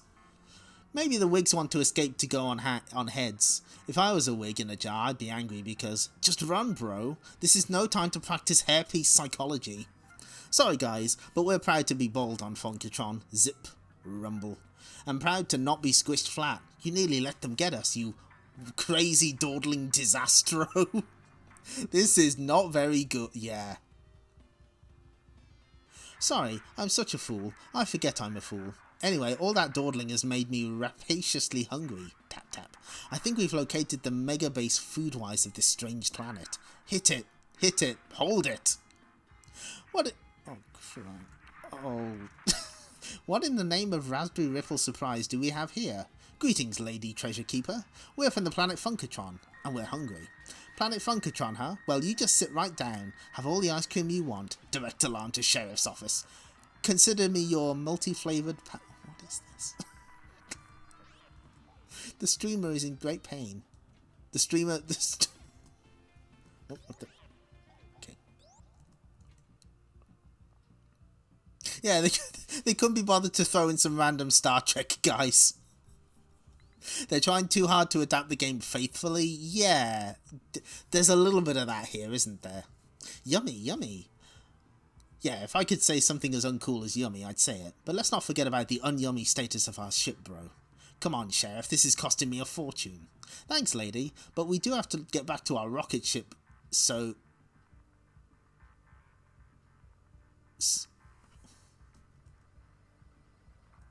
Soonacious.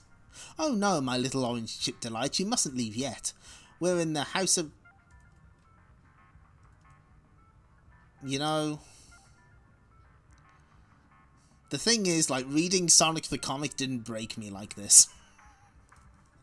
We're in the house of Yum on Planet Yum. What's your hurry, bro?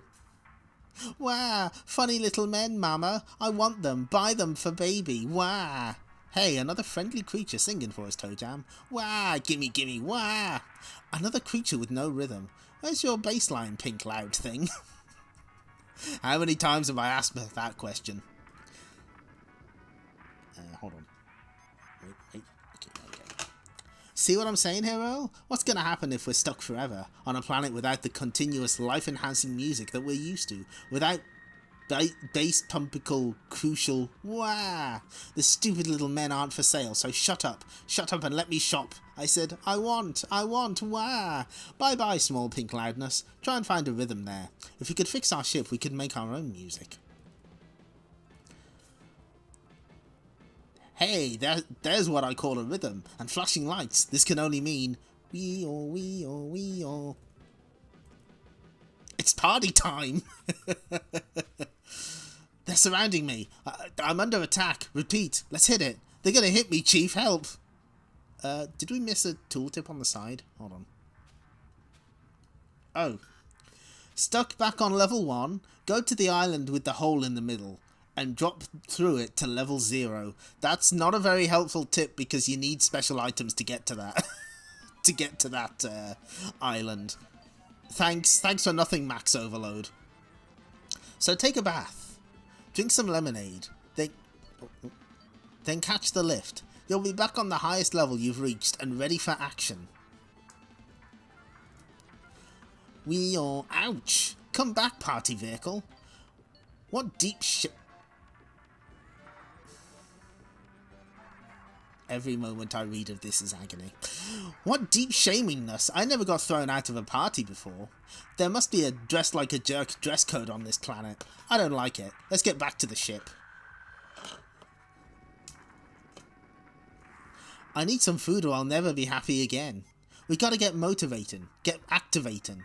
Go home to where we know where it's at. How can I be cool when I don't know the rules? I hate to do this to you, homie, but... Now, which way is the ship? What on earth is... Food smell bomb? Oh, I see. I see what he's doing. They made their own lingo. It's like in the game. No, the game was cool. The game was cooler than this. What's that delicious hot doggy, chocolatey, chickeny, sherbety? Hurry, it's marshmallowy, burgery, mangoey, fudgy, all for me.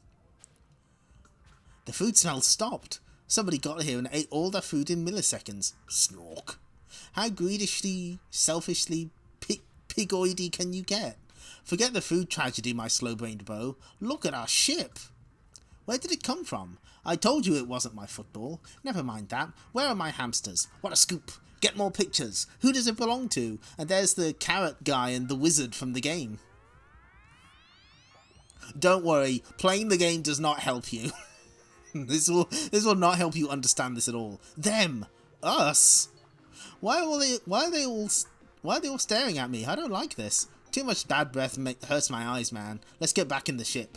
Past this bunch? Looks like it's time for string shoes. Wee! Stroying. Going. Keep 'em out, Earl.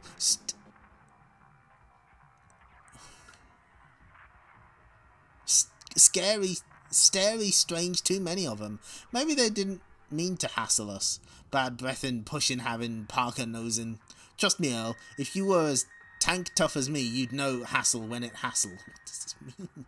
Where'd they go? Come back, little guys. Anyone got a picture? We scared them. Not that I'm scared of nothing, never, but these guys are all around us, not scaring me in a scary way. Maybe they'll go away in a minute. Maybe they won't. Nope. No food on the whole righteous ship. How long till we get home? Oh, a while. Like forever and 10 minutes past dinner time. No way this ship can get us home, homie. We're doomed. But then, funky guys keep keeping.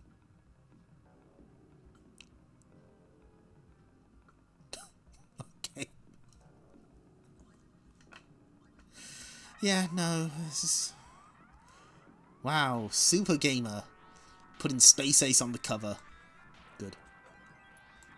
Ooh, Sega Excess. I actually have that one. Are you beginning to understand why this only lasted 2 issues? Yeah. Is this the... Doom has given itself a voluntary PC-13 rating. Profound carnage. Slice a few monsters with the chainsaw to see why. Wait, isn't that...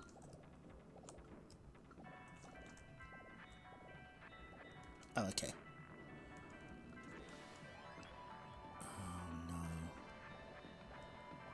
Oh, no.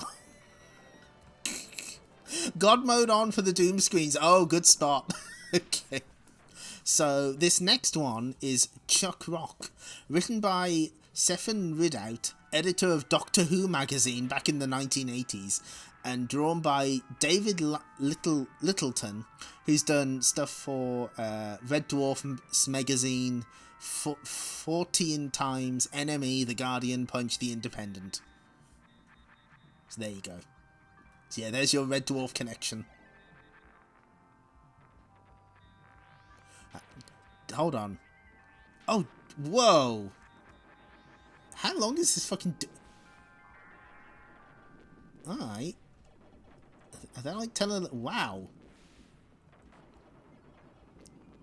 The most incredible thing about Doom is that it's free, gratis, a giveaway, because it's shareware.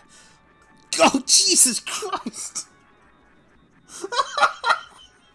Wow, I am not reading the rest of that. Wow. You can read it yourself if you want.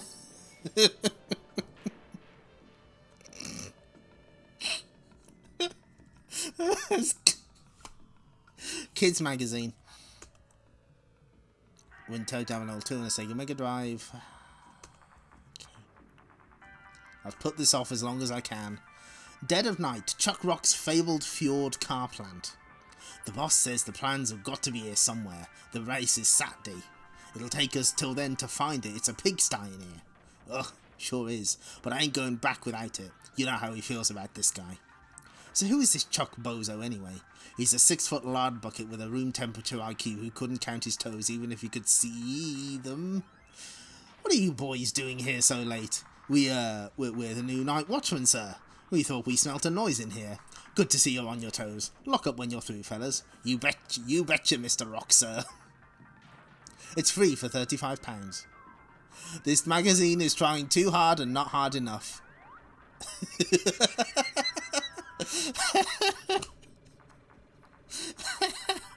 The guy who reviewed Doom knocked back a few pints and let it all out. Thank you, Big Bear.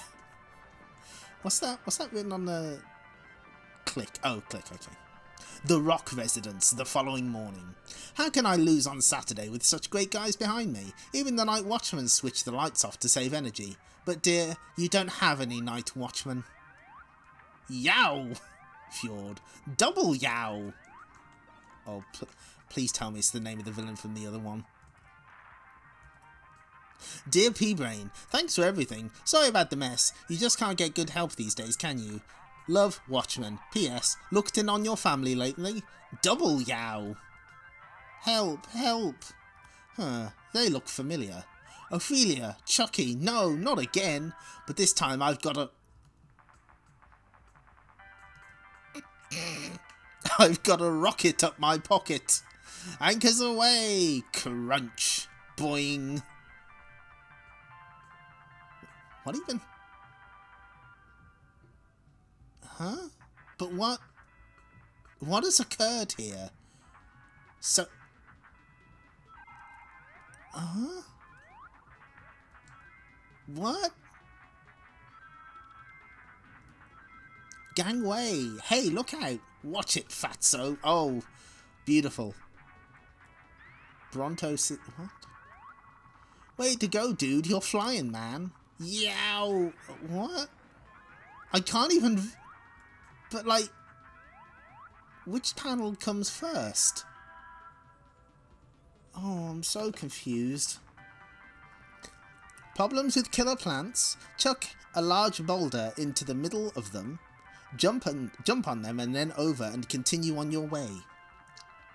Oh, I think I see. Is this... Oh, I think I see what's going on here. Is there a way to...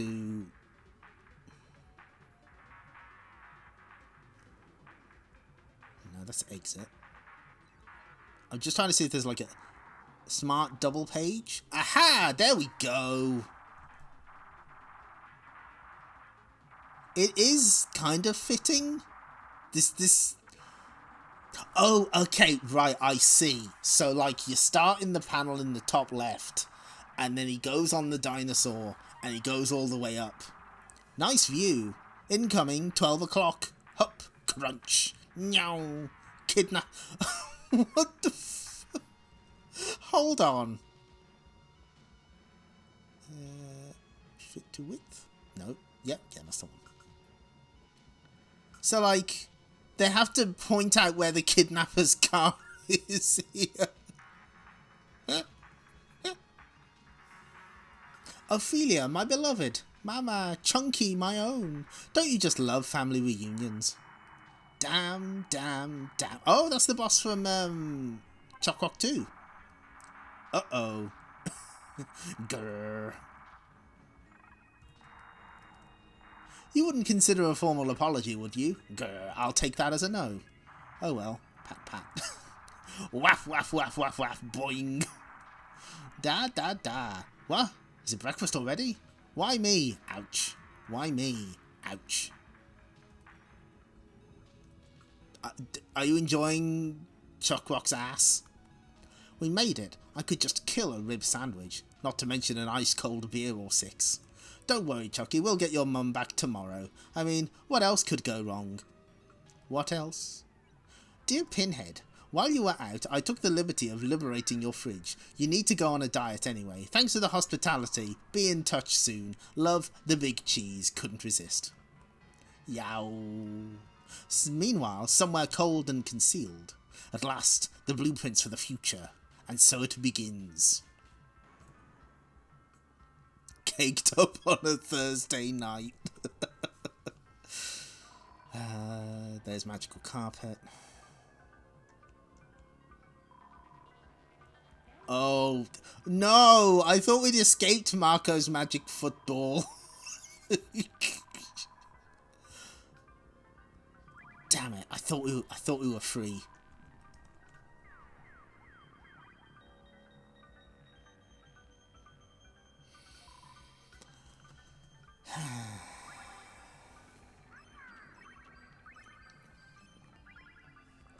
Yeah, the literal screenshot sprites, they're pretty, I kind of like that style.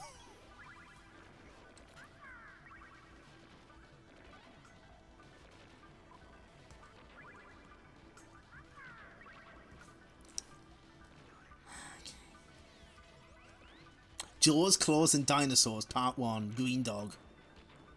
So this comes to us from... drawn by Ilya, aka Ed Hillier of Deadline and Crisis fame, and written by Ian Carney, who, along with Woodrow Phoenix, created the intriguingly titled humour anthology Sugar Buzz. So there you go. Mario-style jump and avoid game. My favourite kind of game soft. I almost bit him. I almost bit him. I almost bit him. I almost bit him. I don't think much of our dialogue. Didn't your agent tell you? This is an almost bit part.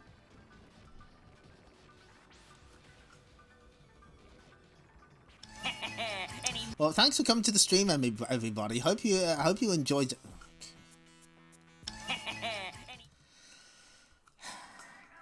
Major bummer fetch. Wherever I go in these Caribbean islands, every living thing tries to waste me. But that provides necessary dramatic tension. If everybody was nice to me, nice to you, then your comic strip would be called My Little Green Dog.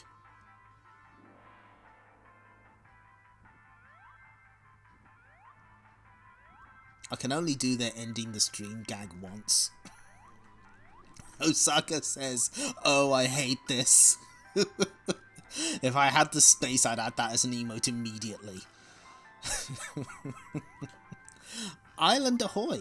We'll shake these not-so-fish if I can just land on that beach. It's the landing I'm worried about. Was the dog in Greendog? I don't remember. Was there a dog? Landing's a breeze, man. You just aim at the ground and let gravity do the rest. Thank you for allaying all my fears. Wee crump. Greendog has escaped. Are these fish gonna constantly show up? Thank you for the terror mask. I need its power.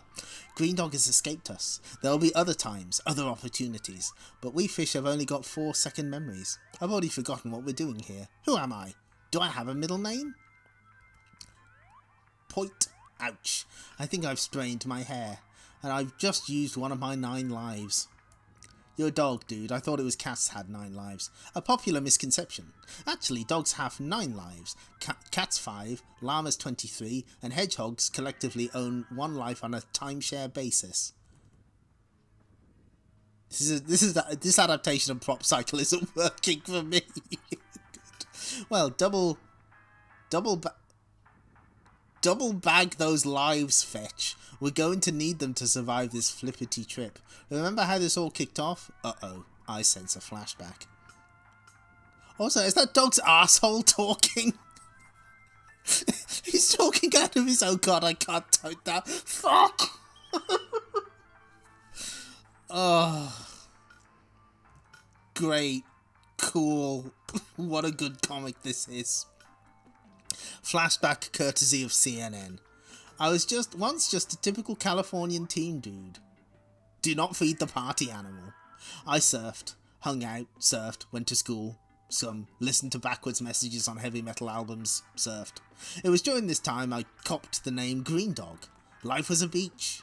Until this summer when I decided to travel the world searching for the ultimate wave. This is gonna be one of those comics. Is Greendog a Mega Drive game I'm not aware of? Hold on. Be right back.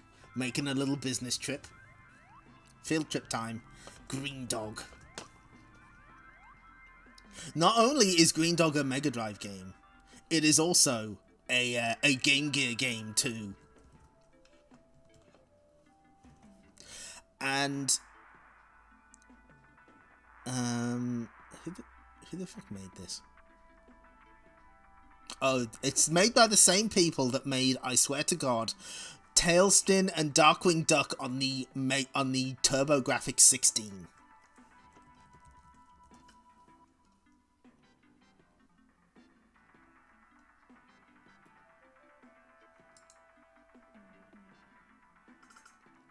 But the thing is, it wasn't just a game. It was, I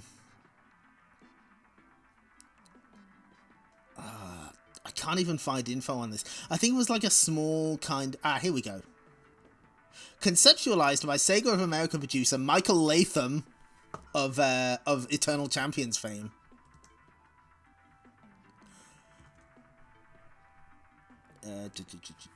Greendog was partly inspired by Latham's experience growing up on the Caribbean.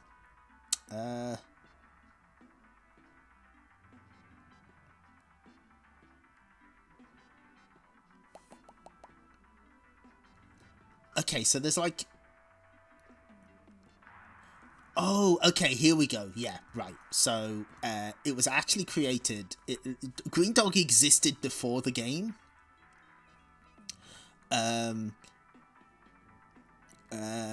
Based on the work of Rick Green, who created the obscure 1988 board game Surf Trip, later licensed by Sega of America and loosely adapted into the Sega Mega Drive action platform game Greendog the Beached Surfer Dude. So it's technically a licensed game. So this Michael Latham specialised in stuff stuck in the 90s. He was also... I don't remember if he worked on the Mega Drive version, but he was involved in Slaughter Sport, aka Tonga the Fat Man, aka Mondu's Fight Palace. So yeah, this is an adaptation of a Mega Drive game that's an adaptation of a board game. This is multiple levels. Down in Jamaica it found me. It was way huge. Wipeout. Washed up on a remote shore, I found that I'd somehow snagged a mystic pendant that I couldn't remove. From that moment on, I was hexed. All creatures that come within 10 feet of me go berserko. Everyone and everything is out for my blood. I even get hate mail from plankton.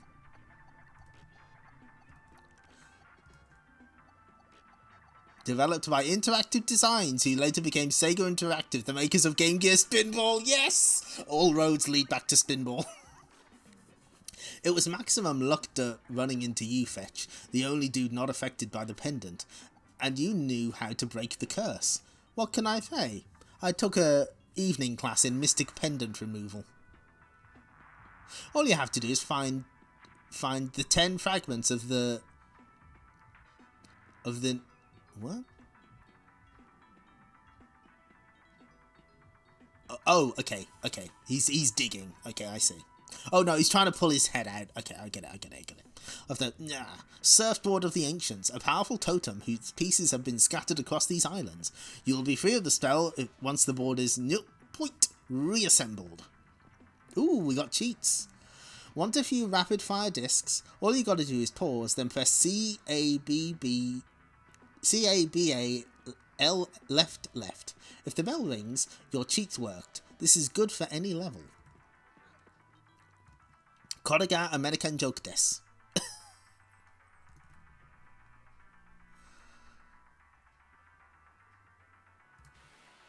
2. Then you can go back to the Paradise City where the grass is green and the girls are pretty. Slamming sounds like heaven to me. Snip. Yeah. Sounds like heaven to me. Isn't that by Anthrax? Oh, that's a music joke. Oh my god. That hurt, little crab dude. Say, weren't you in The Little Mermaid? No, but my brother-in-law appeared in Jaws 3 in 3D. Bitchin' movie, man. A cable classic. Oh, have you got your 3D glasses? Knock jokes count as American jokes. Ah.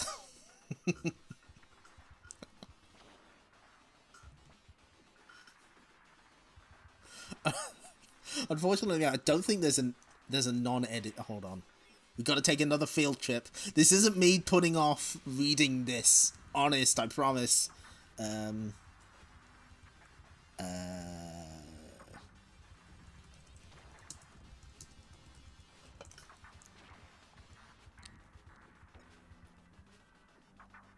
think this should be the unedited version. Okay, there we go. Because this is a format that has been adapted to mimetic humor. But every time I say Kodaga American joke des, it's a reference to Strawberry Marshmallow, one of the all-time greats. Deeply tepid snake core show. All getting a bit too much? Slow things down by going pause, down, AC, up, left, and listen for the bell. To speed things up again, it's pause, left, right, up, down, AC. Mew voice, uh-oh.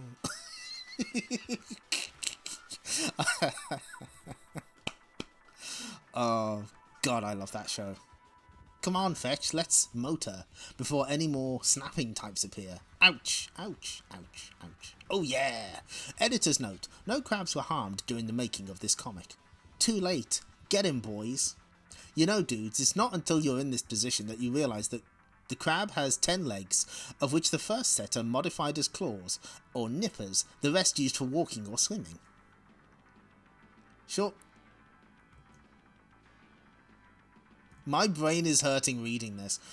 Shortly, hot fudgerama, I'm alive. I knew that granola and frozen yogurt diet would give me a longer life. Praise the king, praise the king, praise the king. I'm not reading all of these booms, there's too many of them. Praise the king? Is this an Elvis roast or what? What's slamming, dudes? You are to be sacrificed to our king, the mighty one, the god with 10 legs, of which the first set are modified as claws or nippers, the rest are used for walking or swimming. Praise the king. If crabs had a currency, we'd put him on our coins. If crabs had a postal system, we'd put him on our stamps. If crabs had If crabs had sensationalist tabloid newspapers, then we'd print exposés of him. Yeah, this is... Where's the wicker egg? There's no... I can't get into this sacrifice. This is anti-slick. What? Need a paw? Fetch. Cut me loose, man. I'm feeling like that Fay Ray chick. I think you share a hairdresser. Oh god, there's his eyes! I didn't want to... Oh no! The drums have stopped. What does that mean? Maybe the next song's an acoustic number. Are any of them holding lighters in the air? It means it's time to meet your fate, Greendog. Cower as you face the terrifying might of... Wait for it. King Claw. I need the bathroom. No, what you need is a big stick, or maybe a tactical nuclear weapon. Wait a minute. Look at what's attached to one of its pincers. A fragment of the surfboard of the ancients. To be continued. There he is, King Claw. Behold. Reader's survey. Oh no. We name the guilty. Get your max overdose every month.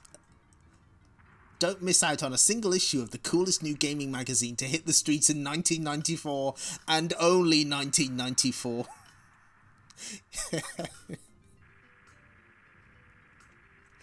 So, don't worry, be happy, because we're doing it all again next month. Here's next month. News on Speed Racer.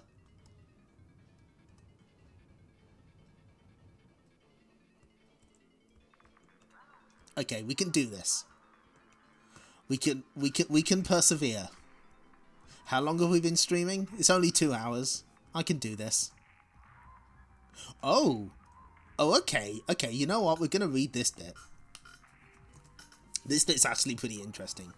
Smart Vark. A game about a TV repair aardvark isn't the kind of news you hear every day, but that's the Mega Drive title those Codemasters have got up their sleeves at the moment. Smart Vark, for it is he, will come round to your pad quick as lightning when your telly's on the blink, and you won't get any of the "sorry love, can't do nothing for you on this one" nonsense either. He'll actually get into the entrails of your television set to really sort out the problem.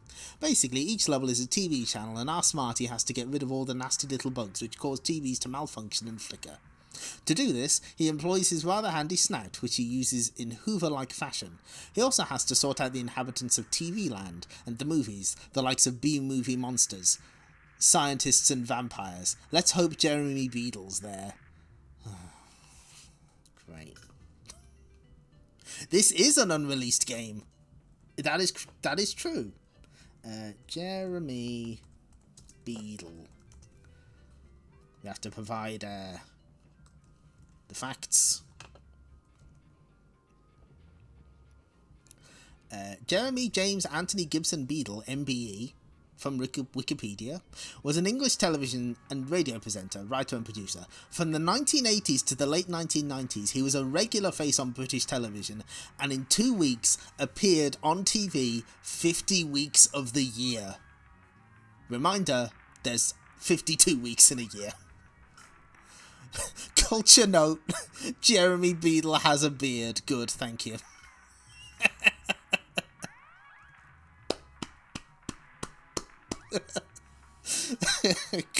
That's the most important culture note you've ever made. Thank you.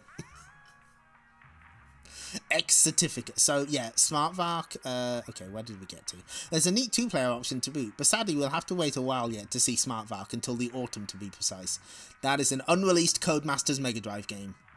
Never seen, never saw the light of day, and I believe it was actually previewed in Sonic the Comic as well. X certificate. After the hullabaloo over Night Trap and Mortal Kombat, the whole of Europe will finally be following suit and adopting a similar games classification to that of the US.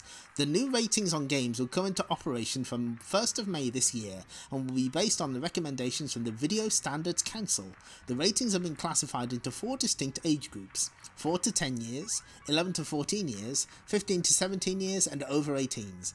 Games of all formats will carry a sticker displaying these different categories, which will have ticks alongside the age groups they are suitable for.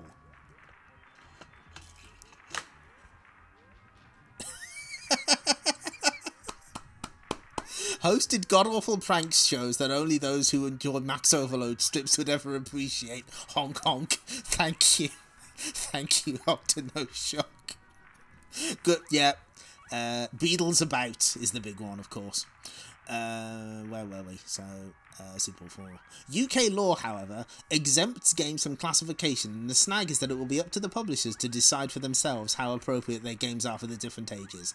So it's ticks all round then? Well, not entirely, as the games industry has taken it into their own hands to introduce such a scheme in order to prevent the government from stepping in and making a hash of it all. Censorship is a risky business at the best of times, but maybe this will make publishers think twice before dishing out another soft porn strip poker game. We haven't seen those since the Spectrum days. What are you talking about?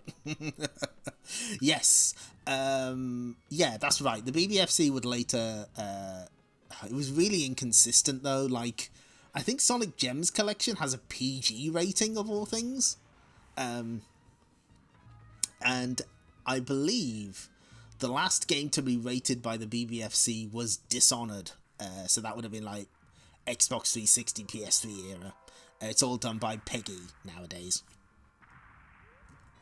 And yeah, I didn't realise there was like a mascot for this stuff. But there he is. He's an adoptable mascot. No. Oh, that's right. PS1, Lethal Enforcers 1 and 2 has a PG rating. Did the UK have imports of PC 98 games again? Sadly not. I wish. Oh boy. I'm trying to think. I think there was a game that was... Oops, shit, bollocks. I've pressed the wrong button. Hang on. Oh, it's all gone wrong. Okay, we're back. Nope. Are we? Yes, we are. Okay. I think... No, not PlayStation 2.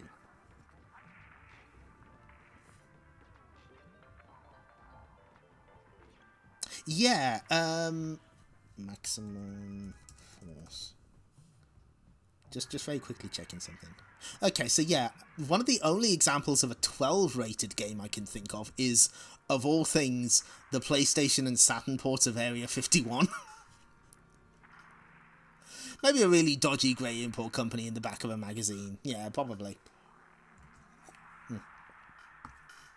So, okay. Magic Boy, Prize Fighter, blah blah.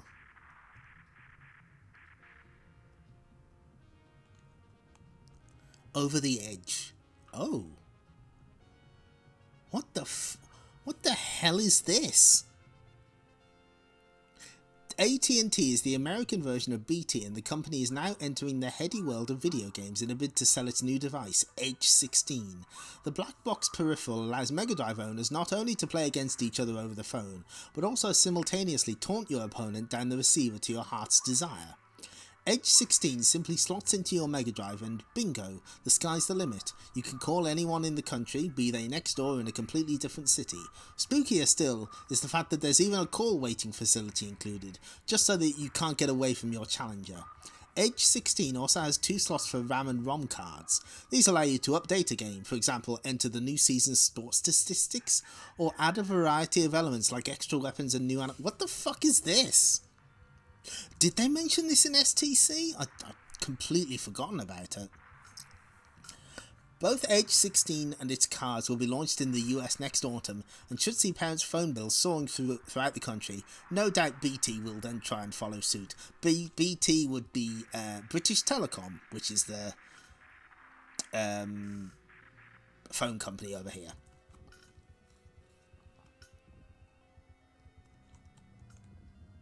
Oh, Jesus! Oh, my God! Oh, well. There's a whole new host of comic book-inspired titles coming to a screen near you soon. One to watch out for is Dark Horse Comics' very own top title, The Mask, currently being developed by THQ. Oh, it's gonna be the fucking... Okay, yeah, that would be the SNES game.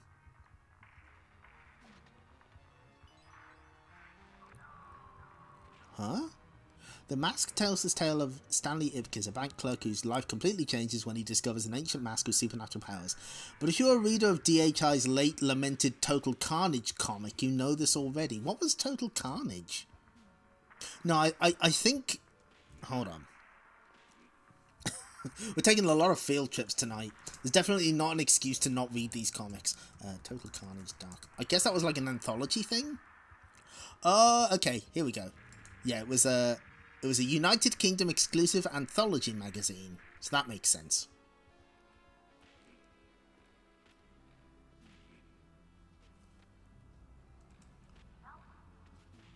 Introducing Grendel. Bloodbathing... What the fuck is...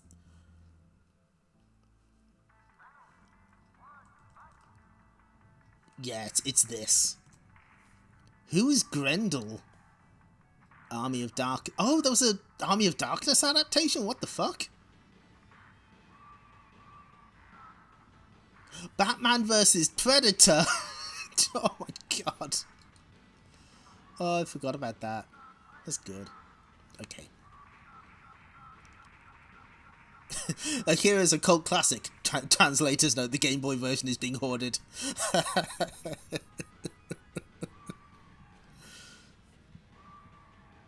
There's an MS-DOS version of Total? Really? Wow. Max, asterisks. Oh, that's the dragon game, I know that.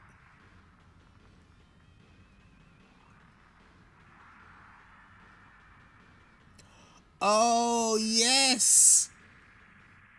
Catgirl, Nuku Nuku. 9 out of 10 androids who expressed a preference say they prefer Nuku Nuku to any other brand of cat-like robot. Oh, what is... Oh, this looks sick. Excellent. Oh.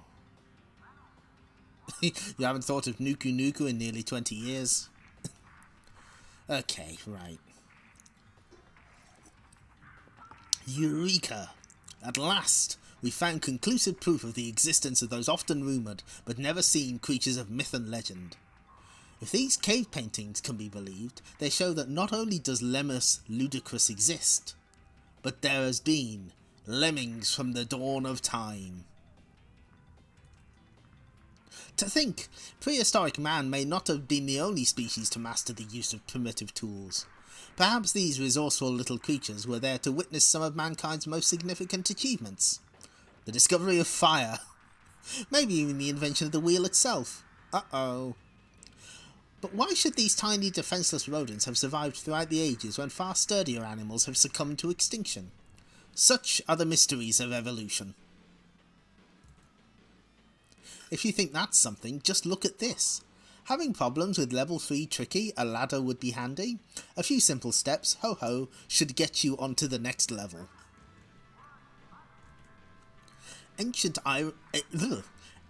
Egyptian hieroglyphics. Hieroglyphs, sorry. This must mean that lemming populations were not just confined to the Arctic land masses. Their migrations must have taken them as far as the Nile Valley. And if I remember my basic Egyptology correctly, this seems to indicate that lemmings were held as deities, worshipped by the pharaohs as gods of calamity. Although erased from biblical records, it seems that the most terrifying plague faced by ancient Egypt was the plague of lemmings.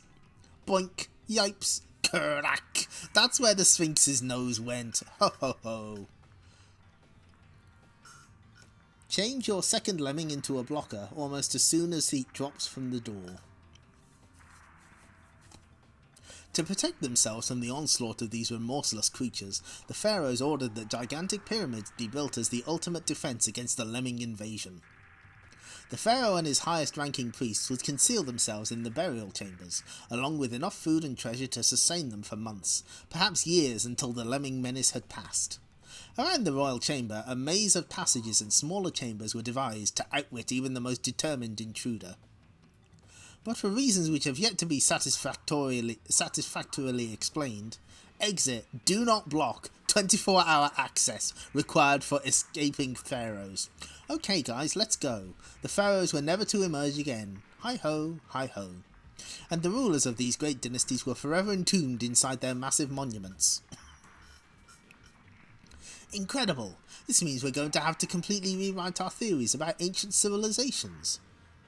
Then turn your first lemming into a digger so he starts to dig down. Hang on a minute, behind this sheet of ice more drawings, and if I'm not very much mistaken... Lemmings appear to have been around to witness the glory that was Rome.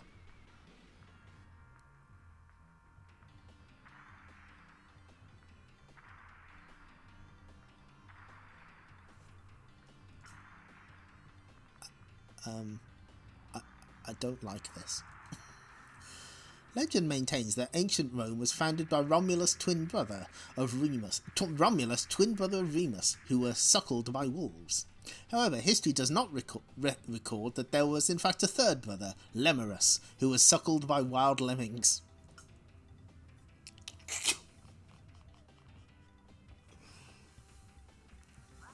Why?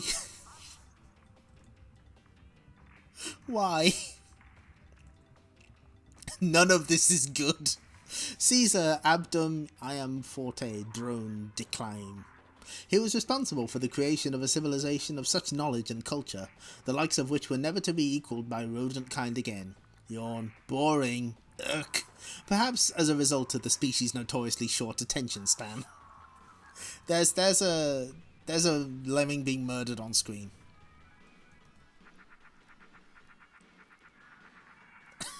What does it say about Max Overload that they clearly put the most effort into these lemming stories and nowhere near as much into the others? I don't.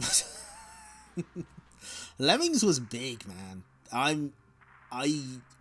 In particular, I don't know whether these released in the US, but there were like adventure books with the Lemmings, at least 2 of them. So they were absolutely huge for a while. Quickly change your third lemming into a blocker, so the rest of the limbs are trapped. As human endeavour began to mimic the achievements of lemmings, the rodents were forced to live in the catacombs beneath Rome, little better than slaves.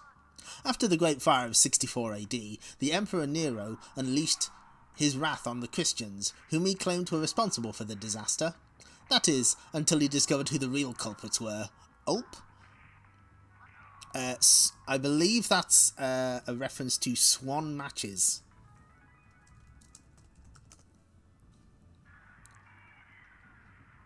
Yep, swan vestas, safety matches. We remember lemming. They got paid? They got paid. These people are clamouring for lemmings and we must deliver.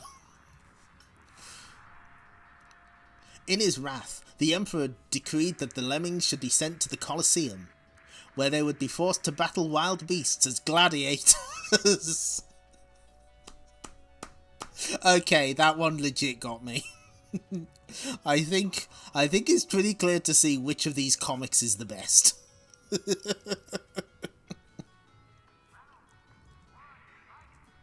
The Lemmings proved remarkably successful at seeing off even the most fearsome adversary. Unfortunately, their peaceful tactics were not so popular with an audience used to more bloodthirsty spectacles. When the digger is about a third of the way down, turn him into a miner, so he digs diagonally across before dropping onto the log bridge below. And the Emperor soon introduced a more compliant opponent for the Lions, or Christians as they are sometimes known. But as the Roman Empire expanded to the farthest reaches of the known world, evidence suggests that the presence of lemmings was never far behind. Pop. Eek. Okay, very funny. Now where's the bloody asp? Yes, I think that is a fair statement. Chuck Rock has been forgotten. Greendog, some of my chat members weren't even aware it existed. And ToeJam and Earl exists, I suppose. They're doing Minions in 1994. They are so ahead of the curve. Also, someone had fun drawing Cleopatra. Good for them. This is, okay. How long, oh god. Turn him into a builder straight away until he's built a bridge right up to the top mound on the right. Blow up the blocker on the right and you're home and dry. Oh. A subtle advert for Crayola pencils. This is quite phenomenal. The archaeological find of the century. But we still don't know who could be responsible for these revolutionary drawings. If only we had some physical evidence of the existence of prehistoric lemmings. I don't know, some sort of fossil or bones. Huh? Perhaps even a perfect specimen preserved for centuries in the permafrost. Just imagine what secrets that little chap could tell us. Hi fellas. Whoa, whoops. Cripes. Oh well, the end. Next, the Valley of Shangri-Lem.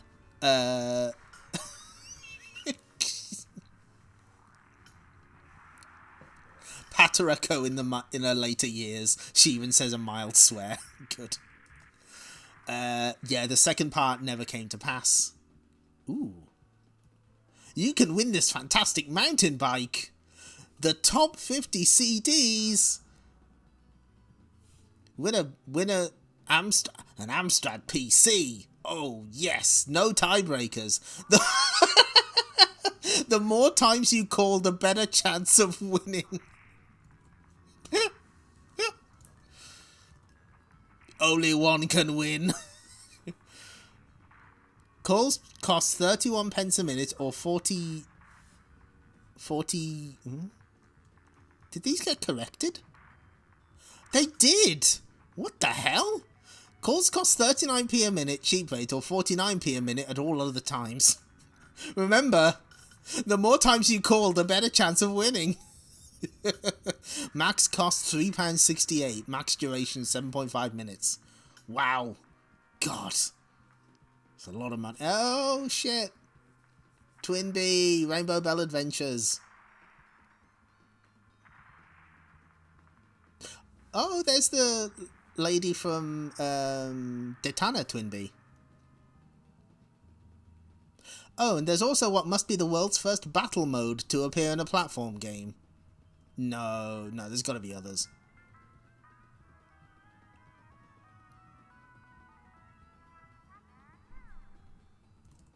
Return of the Hedgehog.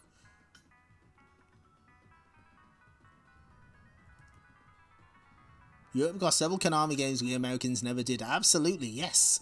Twin Bee and Parodius, chief among them.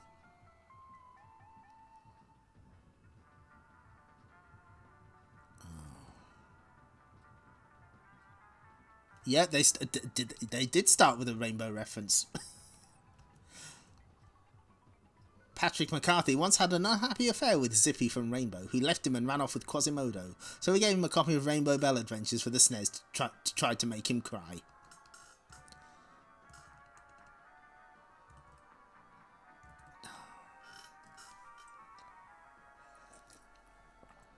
Stranded on Earth after a joyride from the planet Funkatron ended in an unplanned diversion, our homies find themselves trapped inside the righteous Ratmaster rocket ship, with nothing left to eat and hordes of extremely strange Earthlings loitering outside.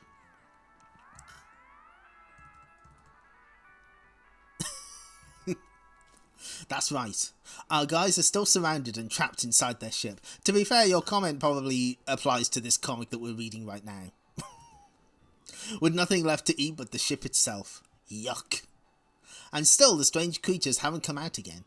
You hear that? Who's he calling strange? Nothing strange about me. And this is really exciting. One of the creatures has been spotted, looking out of the window. We could have an interview at any moment. Earl, they're all looking at me, staring right at me. What am I going to do? Come in and shut the window, maybe? Wow, I want, nice toy, wow. And there's a great close-up of one of the creatures. I should be able to talk to it at any moment. Oh, not those things again. Shut up.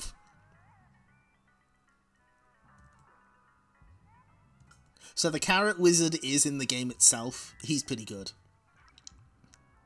Here comes another one. The crowd's very excited now, getting very noisy. I can hardly hear myself. Wow, I'm not reading all those out.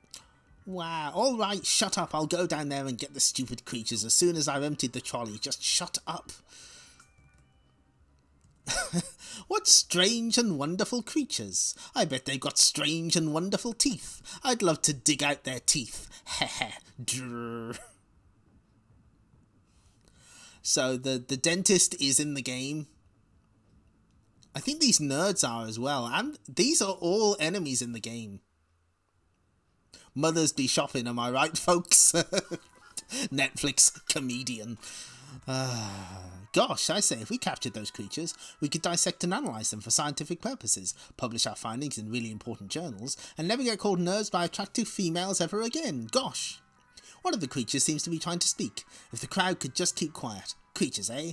I could take them all around the world, charge people a fortune to see them, make them do tricks, jump through fire hoops. Wait, hold on. I don't think that's a cigar. I think that's something else. You didn't say enough whys. No, I didn't. I'm trying to communicate here, bro, but they're all asking so many questions at once that they can't hear my answers. Tell them to stop asking questions then. How will they hear me tell them? At least they're all smiling. I would deduce that they're definitely not hostile. Just the noisiest. Hey, there's a guy there with an ice cream. Want to know what levels to find your ship pieces on? Don't tell anyone else, but they're 2, 6, 10, 12, 15, 17, 20, 21, 23, and 25. Johanne already filled the wah quota. It's up to me and my oh-so-smartness to find a way to get some hush from them to hear us. And there's one with a hot dog, and one with, there's food out there everywhere. And there's one with marshmallows, and someone with, I could ingeniously use the working headlight to flash out in intergalactic space code a simple message stating, but they wouldn't see it till night, if I could just think of a way to block out their sun. Oh no, now both creatures have gone back inside. If only people hadn't been making so much noise, we might have been able to hear what the creatures were saying. I could make a giant something and throw it in the air to block out the sun. If I could just think, what would be that something? But my head tangled homie, the speakers are still working, so let's just blast them. The loudest blast of funky funk ever heard on Earth ever. Funkatron Funkle, stop your noise, make you listen up to the Funkatron boys. Well, the music from the ship sounds great, but it's so loud I wonder if the average television can take this level of volume. Oh dear. Yeah, that's made them quiet as completely quiet things. So we got space bending, planet bending, super loud, very loud, off.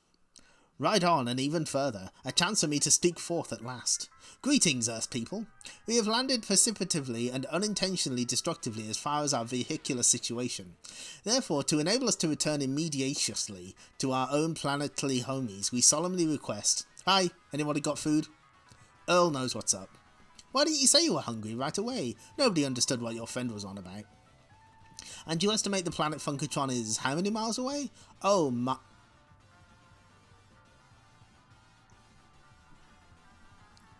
Oh, miley piles of miles. Excuse me. Food. Good thing I managed to communicate with them, or it would have been a disaster.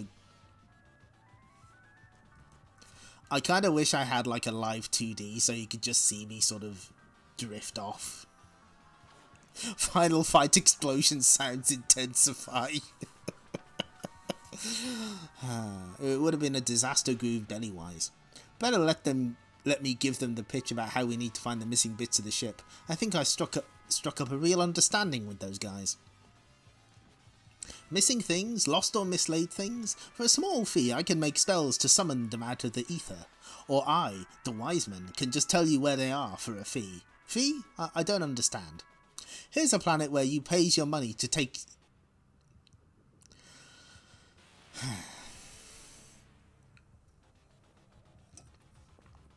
Here's a planet where you pays your money to take your choice or you don't get no choice. But I could put you on an easy credit scheme.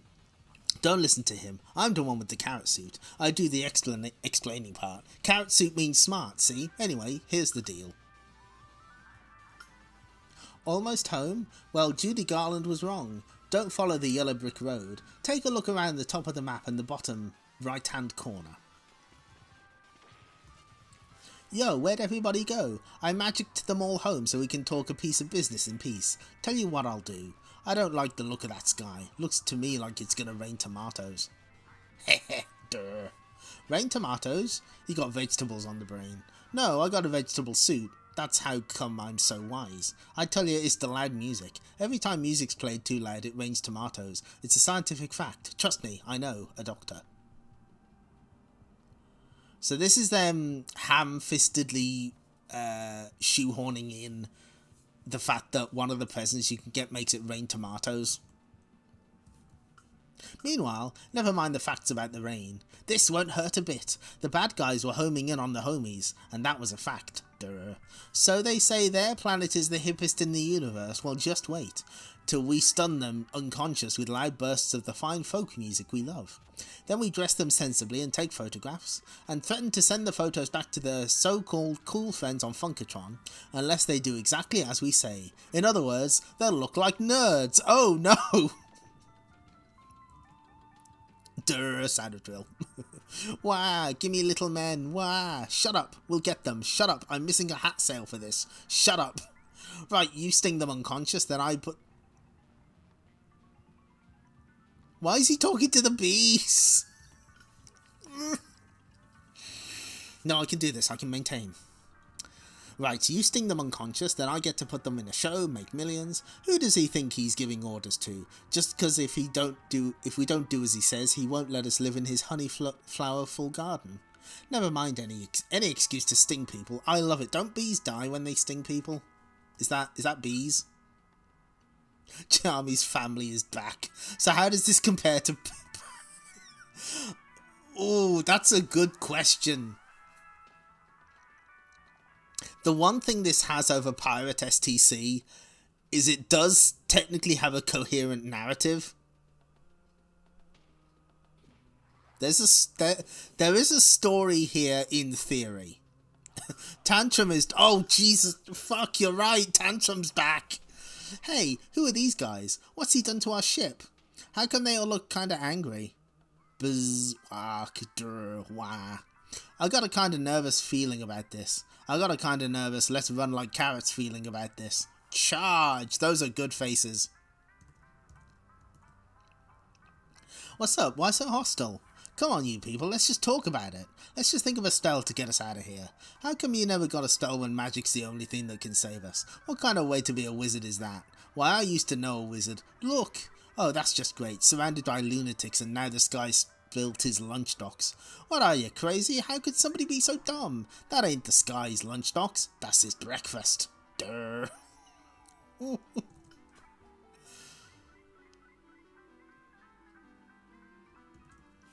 I don't know who these people are, bro, but I think we got a way to deal with their totally unprovoked hostility. I got ya. Let's hit it, homeboy. Splotch. Eek!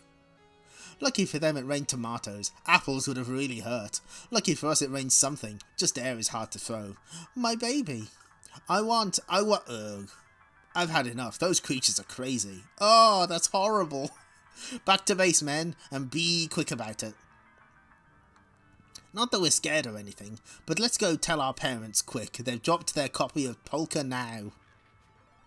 They're on the run. We got them good. Now we can get back to business. Oh no, now we can't even see it to see what's missing. Don't fly off the handle. I suggest. You don't suggest nothing. I got the carrot suit. I make the suggestions. Well, I suggest we find a massive suction device and... No, I suggest. I make the suggestions. Not bad. I suggest I just eat us out of trouble. But can even Earl eat that much? We suggest you find out next time. See you then, funkoids. There will be no next time.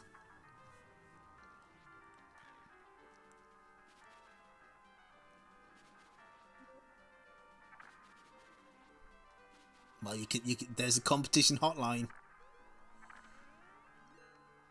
Yep, 39p per minute cheap rate, 49p at the... Oh, shit. Oh, we're gonna get some... Are we gonna get some prototype screenshots? Yeah, the harpies aren't supposed to be on stage 1. Proto screens again, yep. Are these the same ones that were in Sonic the Comic? I bloody well bet they are.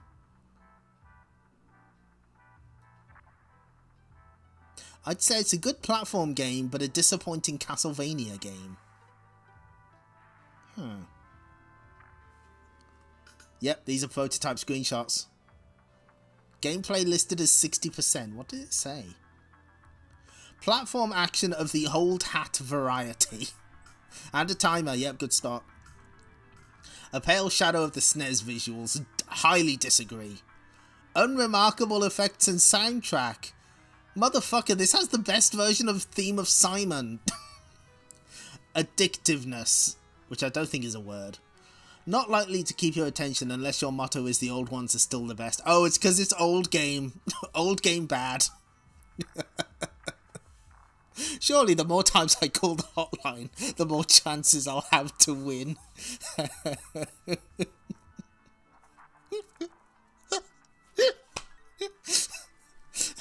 Listen.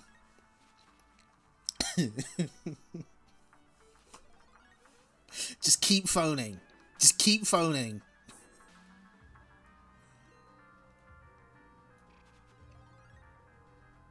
What is slightly more serious problem is technically it's considerably less impressive than the SNES versions that were around a couple of years ago. Obviously this is in part a hardware problem, but it certainly doesn't do the Mega Drive any favours. The music and sound effects are rather thin and weedy, while the graphics lack the solid in-your-face power of their SNES incarnation. There's not enough Mode 7 for these people.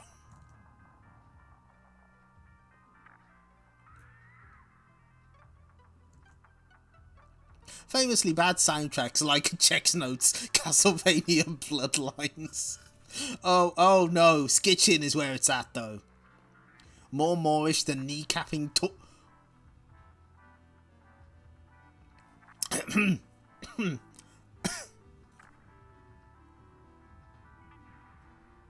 More Moorish than kneecapping Torval and Dean? What's wrong with you people?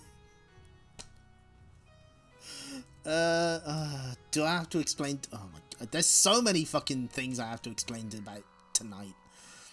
They're British ice skaters. There you go.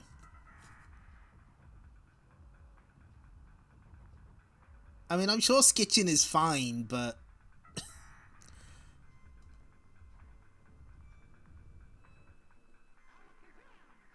well, at least I like SimCity 2000. SimCity 2000, Game of the Month. And there's Manga Mania again.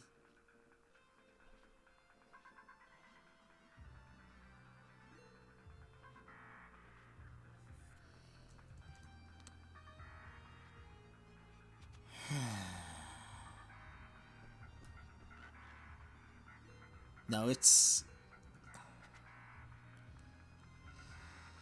I'll just read the text to try and center myself. Last issue, we saw Chuck's family kidnapped by a mysterious abductor. Although our Neanderthal nitwit managed to rescue Chuck Jr., his wife Ophelia is still in the hands of his enemies. And to make matters worse, they've now run off with the blueprints to his Model T Fjord. How's a caveman supposed to win the Stonehenge Grand Prix with karma like that? Can we skip this one? No. No, we can't. This is an MGM gag, true. Maybe... You know, the baby Chuck in this kind of reminds me of Baby Joe. Deprived of his dinner, Chuck's blood sugar level has plummeted dangerously low. Dangerous for others, that is. Smash, crack, thump. Ouch! Come on, son. Just one little bite for old time's sake. Ouch! Doesn't anyone use the mailbox anymore? An invitation to Chuck Rock, Mechanical Genius and Great Fat Git to compete in the inaugural Stonehenge Grand Prix. Winner takes all, and we do mean all you all. Yours, the Big Enchilada. P.S. Ophelia sends her love. Comics were a mistake. What are we going to do? I can't think on an empty stomach. Crunch. Whap. Chomp, scoff, guzzle. Thanks, I needed that. Yum. Want to get your hands on a level select for Chuck Rock 1? You just need to know the magic word. Abracadabra. Abracadabra. Okay. These are delicious hickory smoked, I think. Fancy one, son? Quarry. It'll never work. I don't have my plans.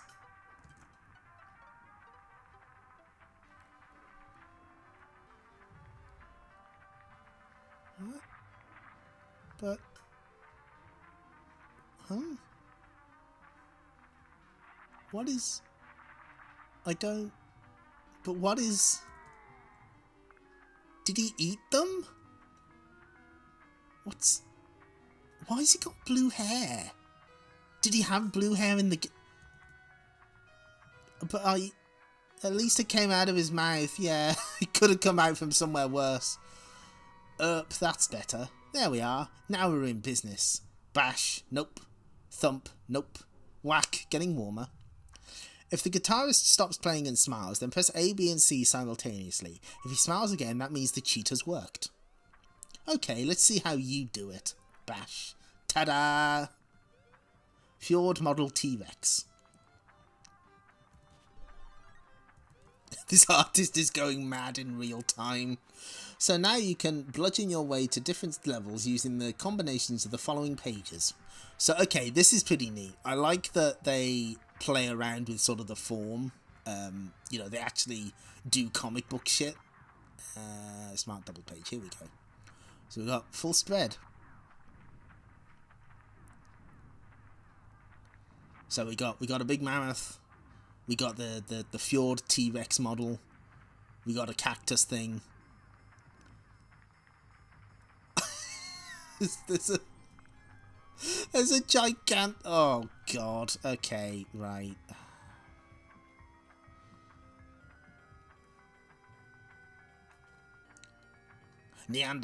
The big day arrives faster than you can say a dozen dogs and a side order of ribs to go, because that's what's on Chuck's mind. Neanderthals, start your engines. Yow! Okay, so there he is.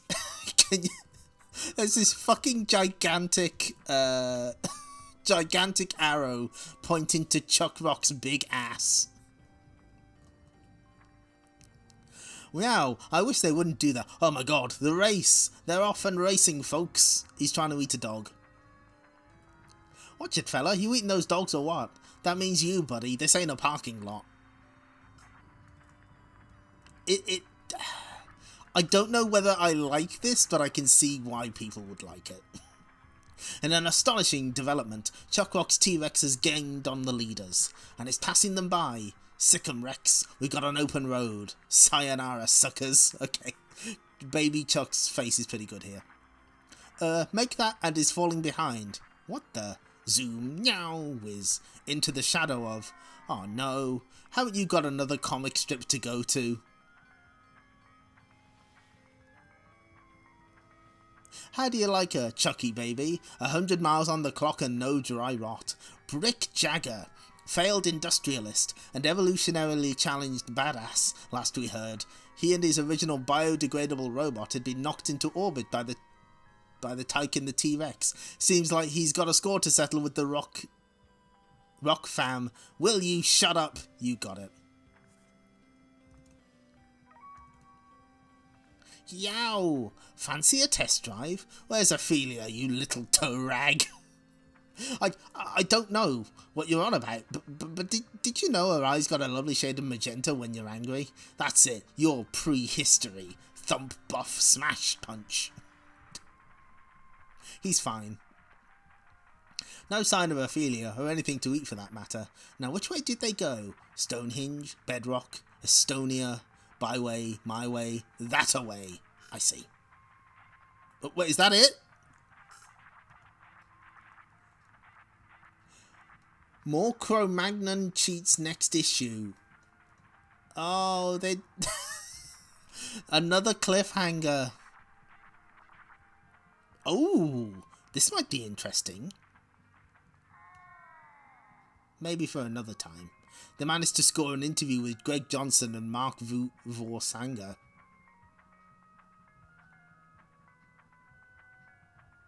Ooh. Oh, this is like concept art for the second game. Interesting.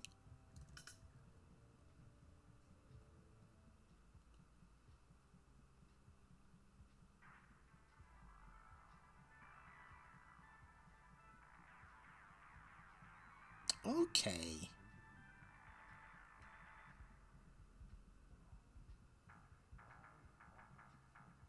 When you started writing ToeJam, the majority of video game characters seemed to be sort of stereotypical well-to-do white kids. ToeJam and Earl seemed to break that mould. They were much more street credible. Was that deliberate? Mark says, well, Greg was lamenting the fact that all major characters in the video game world were male and white, so he wanted to do something that at least appealed and was more based on more black sensibilities and black music, while not alienating white people. So he went with aliens, but in his mind these characters were always black teenagers, real hip. I don't know if I'm the best representative of modern American black culture, but at least I have the motivation and part of my roots extend that way. I don't think either Mark or I want to be preaching to anybody. The game was really there just to have fun, but if they have fun in a kind of different voice or different spirit, then that's good.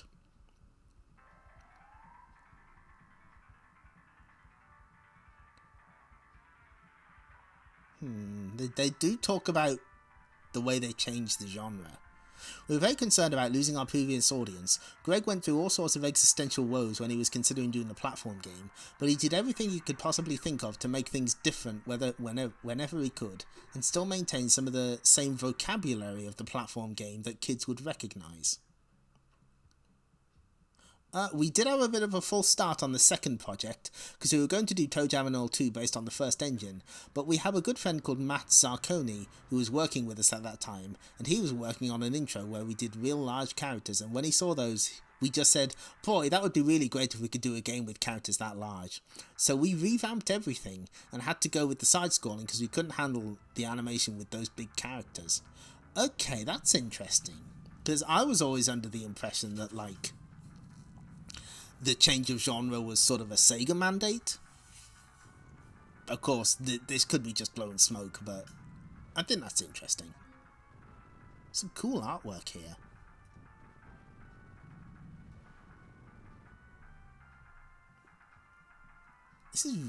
This is actually really good.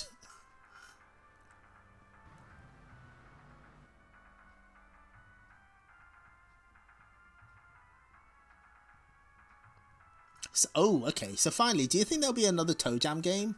I don't think there's going to be another by me and Greg. This last one was a real push. It was everything we could do to get it out. I think it would be possible to work with some other people on it and not be as directly involved. I don't know. I would have said no a little while ago, if you'd caught me earlier, just after the second one. We were both pretty frazzled after it. But we have sort of brought it up with Sega, and it does, of course, kind of depend on how well this one does. Interesting. Oh shit, the 3DO! Quite simply, the future of games playing. We have seen the future. In a year from now... Oh my god. Oh my god. Oh, this is incredible. We have seen the future. In a year from now, the Mega Drive and SNES will have become insults. Your mum's a SNES, you will say to someone you don't like. You see that, you'll say, pointing to an anorak train spotter? That's your Mega Drive, that is. The 3DO, you see, will have pushed the current consoles into the bathroom bin, right at the bottom, with all of last week's cotton buds.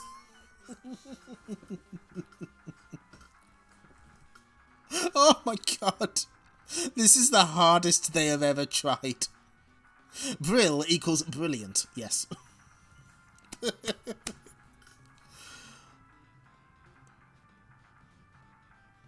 Of course, we all know it's not the size of the pants, but what's in them. Read on.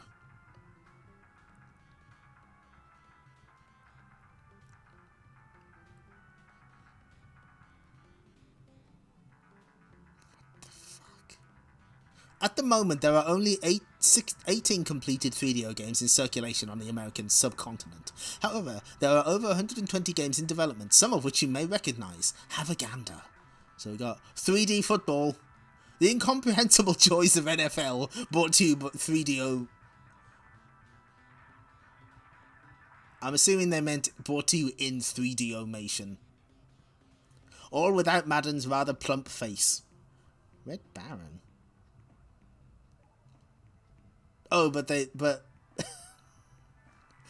featuring a fully talking and gesticulating digitized Madden. Good. Total Eclipse. Theme Park, The Horde.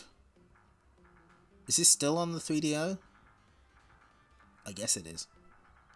Mad Dog McCree. A million games. We should also consider the price of said pants. So now the Castlevania Old Hat review makes sense. See you? That's you, that is. A catchphrase from the History Today sketches by Robert Newman and David Deal. Thank you. Is that someone playing the 3DO with leather gloves? Hold on. Wait.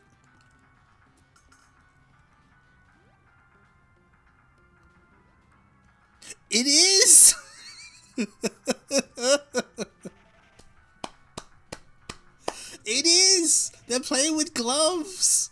That's for their own safety, because the 3DO is so searing hot that it can cause mild burns. Oh. We've got one more comic. One more comic and then I'm free. That 3DO games player is so cool I can't bear it. It's a good thing it's off the screen now. In last issue's thrilling installment, God, the fucking recaps in Sonic the Comic weren't this long. It wasn't that long a comic, dude. In last issue's thrilling installment, we saw our hero and his faithful pooch Fetch crash land on a desert island to escape the frenzied fish who were attacking Greendog due to the curse of the Mystic Pendant. The island turned out to be the lair of King Claw, and thousands of tiny crustaceans captured the surfing Supremo and brought him before the gigantic crab. Dangling from Claw's claw is a fragment of the surfboard of the ancients, the only artifact which can free Greendog from the curse. Fetch, save me. I'm too young to die, dude. Heck, I'm too young to see certain movies. I'm just going to run far away and study your contract. See if there's a get out clause. No? I am King Claw and you are my dinner. How shall I serve you? Sautéed or stir-fried? How about boiled with French beans and lemon juice? Mwah. Don't ask this freestylist. I'm a low-income Californian. At least he's honest. The only thing I know about good food is that it's heralded by a ding from the microwave. Devour his bones. Bite him. Chew him. Don't talk with your mandible full. And take your claws off the table while you're eating. They're still trying to process the comics to make a synopsis. I could say if you want to...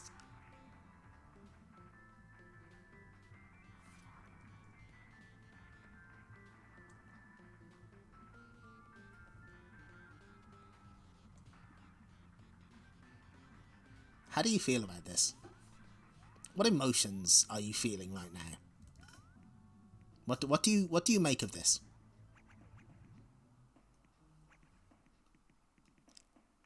Fear. Fear, normal. Yeah, this seems correct. Okay. We're just gonna zoom back out there. I no longer wish to see it. I could serve you in a spicy sauce between 2 slices of bread, chili Greendog. Bad time, dude. Dinosaurs. That's a maximum worry fest for someone like myself, who's lower on the food chain than an airplane ham.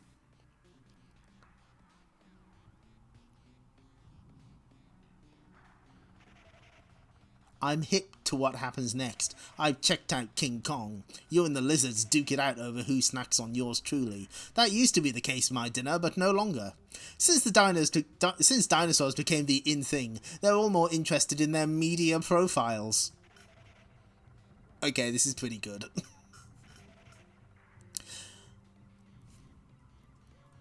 Tyrannosaurus Rex, Velociraptor, Triceratops, Brachiosaurus, Toys R Us, Thesaurus, Single Cell Phone, Laurentis Di Dino presents The Wings of Terror. And of course the royalties on Carnosaur just keep rolling in. I believe my super deformed action figure is massive in Japan. I am looking for more serious parts, maybe a Shakespeare in the Jurassic Park. There's never been a more lucrative time to be a trans survivor from the Mesozoic age. Repute, stardom, celebrity, fame, razzmatazz, publicity, build-up, hype. Airline food, am I right, folks? Random man in the street you're trying to avoid. Meanwhile, I've got to rescue Greendog. Maybe there's some advice in this dog-eared copy of Kitty Kelly's Lassie biography. Let's see. Appendix B, Roddy McDowell Rescue Procedure. Okay. Used up more of your lives than you care to mention? Well, follow this tip for the route to instant enlightenment and infinite lives. When your Roddy McDowell falls down a well, is kidnapped by bandits or harassed by a giant crab, then simply run to an appropriate father figure and bark at him. He will follow you to the scene of the conflict and rescue your Roddy McDowell, who will grow up to be known as that monkey guy. This technique is also suitable for use by dolphins, horses and bush kangaroos. Feh. Slam. That's no use at all. The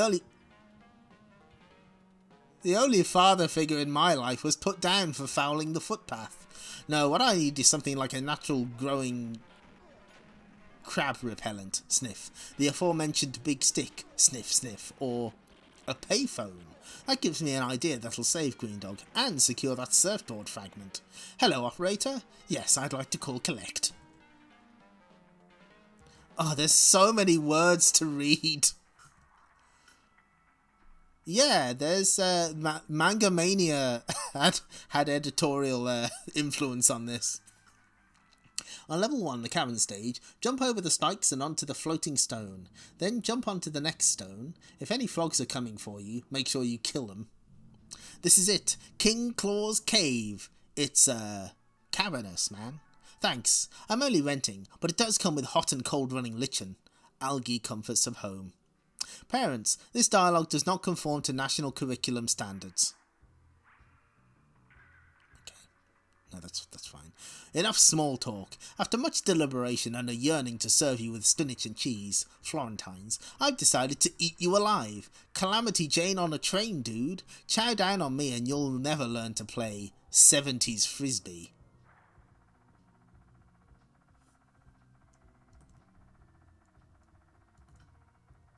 '70s Frisbee? Explain. It's a Mondo happening beach game where you spin your disc and list 70s stuff before you catch it. Watch.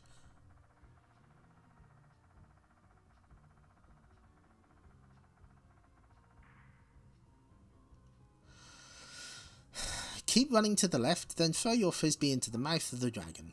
Whoop, whoop, whoop. Pet Rocks, the Kiss Army, Tank Tops, Bad Hair, Logan's Run the series. Eric Estrada, Thock. I want to play, give it to me. You asked for it, dweeb. Eat polycarbon. I hate this.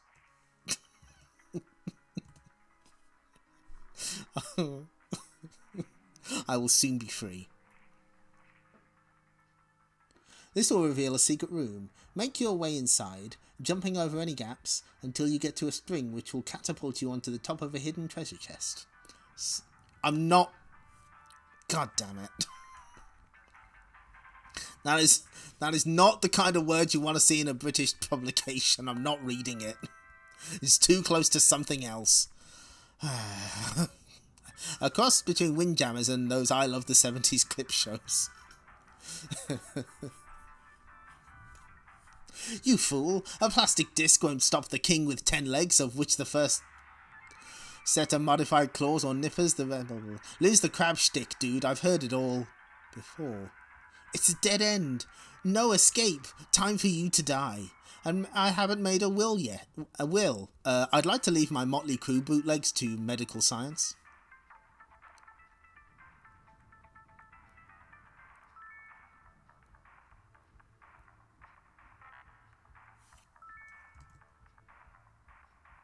Huh? Hold it right there. If you're here to sell insurance, forget it. I'm covered from my claws to my eye stalks. You don't do a flexible third-party fire and consumed by crab policy, do you? Actually, we're representatives of McMollusks. Not the ambitious fast seafood chain with over 40 million crustacean burgers sold. I guess you want to serve me up as a big McMoll? Gack.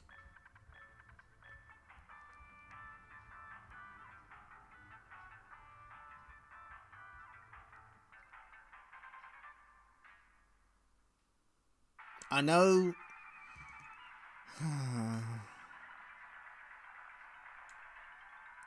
The time spent reading this could have been better spent by rereading the Tantrum comics.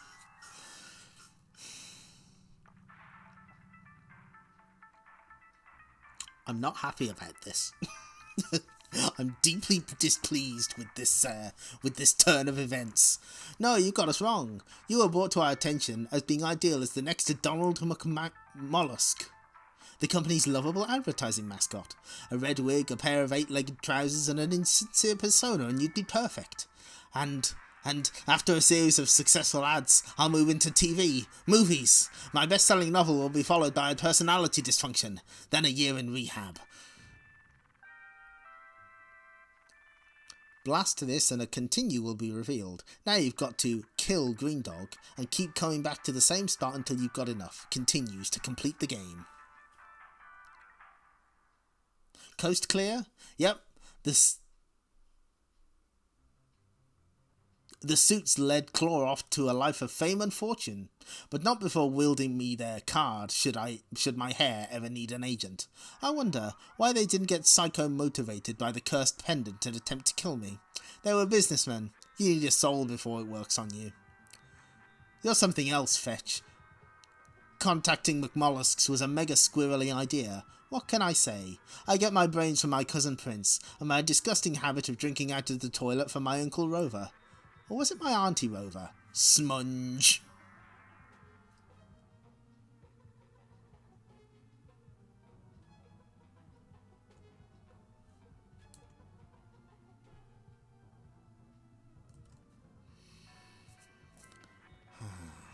Here are the ones responsible. We were once the biggest merchandising attraction on this island, but no longer. King Claw is now the big media star around here, and you are to blame. I think it's running away time. I make it 10 past.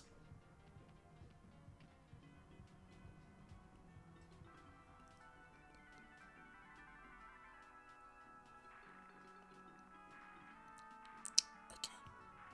Well, first off, the third issue of Max Overload did not come to pass. So none of this continued. We never get to see ToeJam and Earl get French.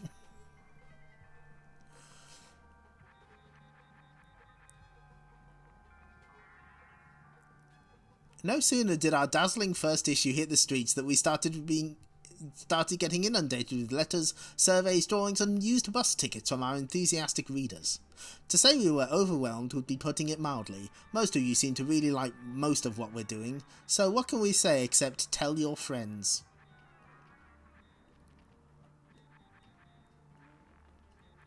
So I'm going to look at the capsule comments. Entertaining magazine, different from all the others. I like the Lemmings story best in Max Overload. They know what's up. An excellent mag, great stories. I like the reviews best. Why is there no hints tips page? This issue sees a lot more tips in the borders to the comic strip pages. Is that enough, or do you raving gamesters want a full tips section every issue? Thanks, Dick. It's brightly coloured and fun to read. Okay. And, oh, Dark Horse checklist.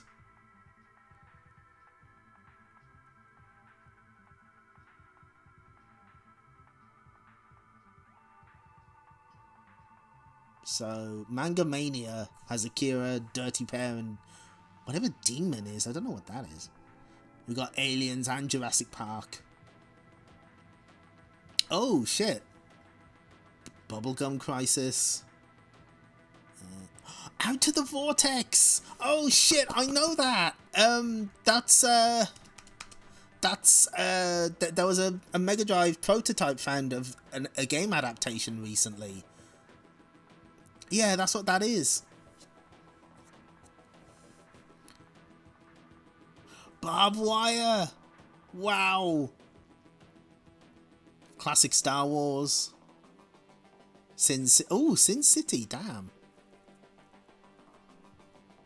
Yeah, there we go. My 3 favourite features in the Max Overload are, my least favourite feature is...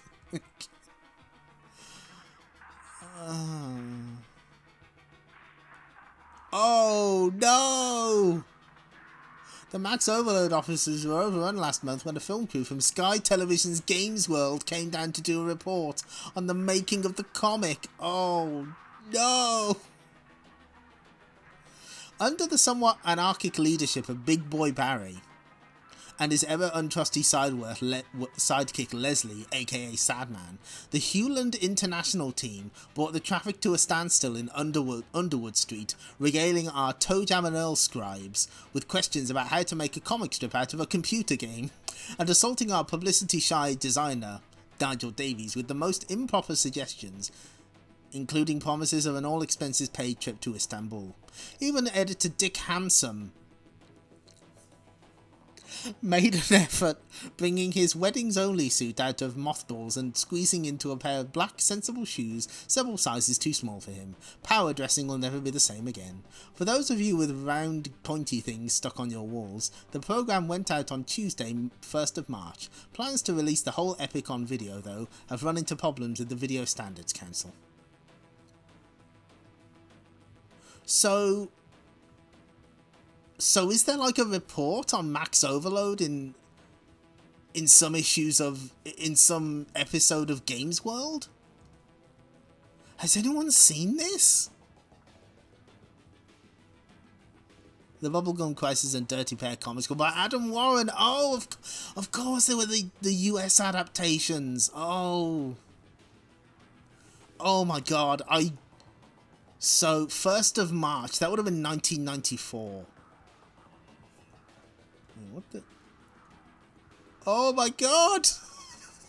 Look at that! There's a Chuck Rock poster. Nutcracker.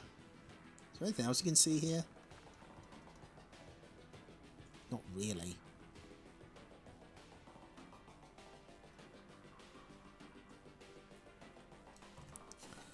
So, okay,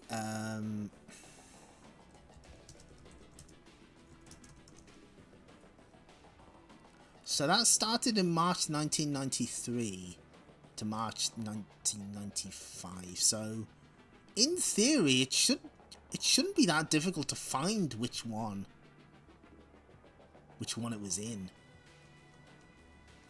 Hold on, wait a minute. Let's go to IMDb. There should be an episodes list. Aha! Does it... Oh, that's no good. Oh, this isn't very helpful. Oh, wait, hang on. No, that's not helpful at all. Okay, let's try UK game shows. Games Master had a video release of the Gore special, that's right. Yeah, getting the licenses would have been a fucking nightmare. Okay, that is something to look for in my own time. But we have a broadcast date. We know it was the 1st of March, 1994. I wonder if they scrapped it because, like, Max Overload didn't get a 3rd issue. Huh. Okay, well, I'm gonna have to go on a little journey later. Anyway, that's it. We're done. Now, how do I look at the... It's time for me to figure out how SurveyMonkey works, I guess.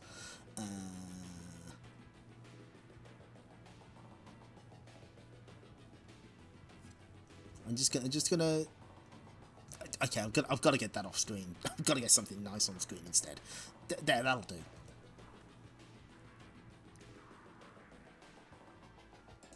Oh, no. So how do I see my results? Give us a minute here. Let me figure this out. Analyze results. Okay.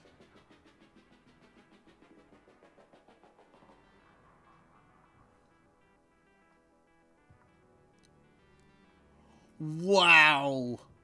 Oh my god. Oh, this is interesting. Okay. You know, this actually has like proper... this has like charts and shit, so you know what? Let me see if I can put this on screen. Hang on. Window capture.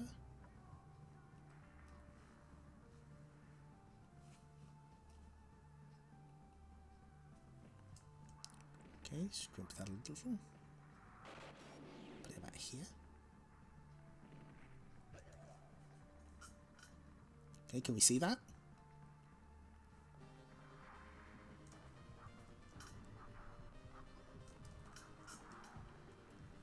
Hang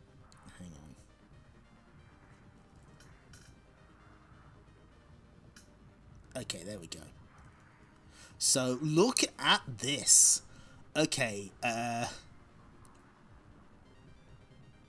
Robotnik army repair functionaries are pretty high up. Captain Plunder, Megadroid, Shinobi got a decent amount of votes. Nobody voted for Wonder Boy. Nobody picked it. I mean, I get it. Streets of Rage, Decap Attack, very popular. Nobody voted for Eternal Champions or Marco's Magic Football. So, yeah, this is roughly what I expected. I imagine I figured Streets of Rage would be popular. So, which characters are the favourites? Okay, so wow, the Marxio brothers who voted for Pirate STC. Cack. I'm looking at you. So, okay. Nobody liked Kintobor. That was surprising. Marxio brothers absolutely slaying it. Metallics got a couple votes. Metamorphia got a handful. Cam and Bert obviously got a good amount of votes. There's some love for Short Fuse. There's some love. Simpson the Cat, I see you. Good. Emperor Metallics didn't get much. Moraine Blackthorn got a little. Brutus, Techno. So, okay, no votes for Tantrum the Mouse, we're safe. Amy Badnick, Charmy Hive, Sheep Lady. I'm assuming these are just like 1 vote each. Old Sonic Clone. Knuckles Pterodactyl fucking killing it. Good. Ebony got a vote. Good. Zed Monkey's got a vote. Matthew Corgi did. I don't think anyone did a write. Oh! No, there was no write-in, so that's fine. So can we sort this by... So... current winner is the Marxio brothers at 6 of the votes.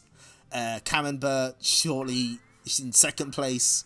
Shortfuse the Cybernick tying with Camembert, and Supersonic also getting a handful of votes, as well as Captain Plunder, Simpson the Cat, Nichols Pterodactyl, Porker Lewis, Grimer, the Mysterious Traveller.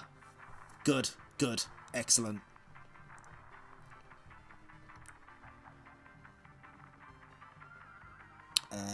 How do I show? Okay. An extended retrospective between the stats of the comic from the beginning compared to 100 and then would be a fun conclusion. Okay. Can't believe something this wild happened. As someone from the US, it's been a fun look at a slice of what European gaming culture and comic writing was like in the 90s. Having context for all that also helped with understanding that part further. Can't quite say the same for some of the more questionable game reviews in the comics. I hope you don't mind me reading these responses out, but they are very interesting, so thank you for taking the time. I really wish they kept doing the non-Sonic stories. Same. I really do. It was really charming and fun. A lot of variety in terms of content with both the comics and different corners. The writing was fine. The occasional errors and codes was especially amusing. Haven't seen every stream, maybe around half. Okay. Fun local take on the franchise, even with its oddities. Mostly good. STC is the most interesting version of Supersonic, and the Metallic stories were good too. Could have done without Pirate STC. Where did Cam and Bert go? Why is there a scary 3D head looming around the corner? It's kind of unhinged and kind of ugly looking, and I'm liking. NA. Okay. Good. How do I... Okay. Whatever UK mag would provide context for the quality reviews and genre naming in STC.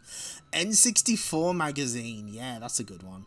There's also some one-shot tie-in comics.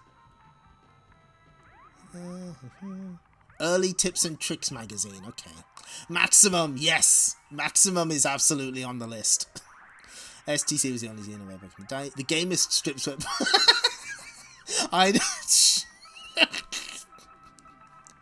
Cack, I know that was you.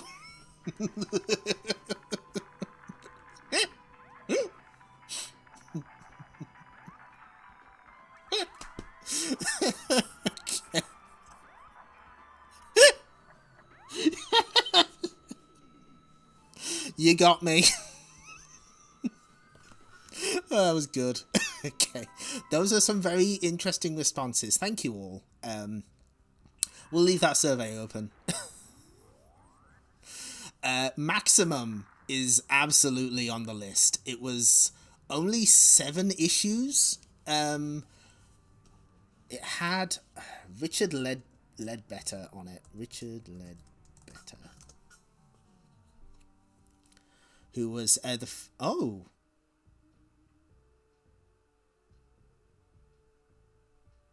magazines from the past wiki. Here we go.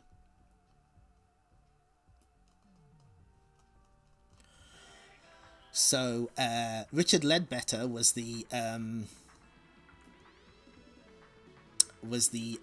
Mean Machine Sega deputy editor at Sega Magazine, Sega Saturn Magazine, and he also did 7 issues of a thing called Maximum, which was focused on like console and a little arcade gaming as well. And if anything sort of defines it, it really feels like it was by people who gave a shit, if that makes sense. Right, he's the technology editor of Digital Foundry these days. That makes total sense.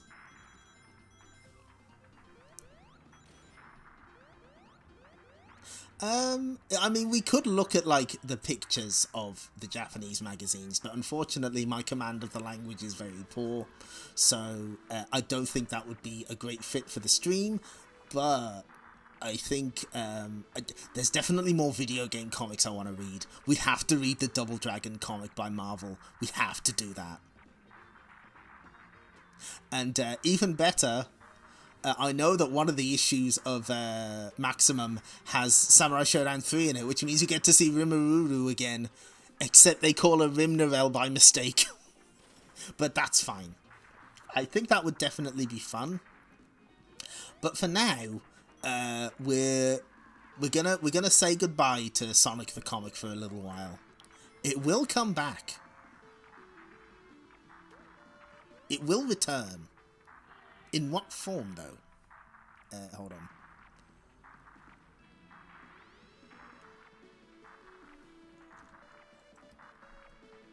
Free Lip Flash.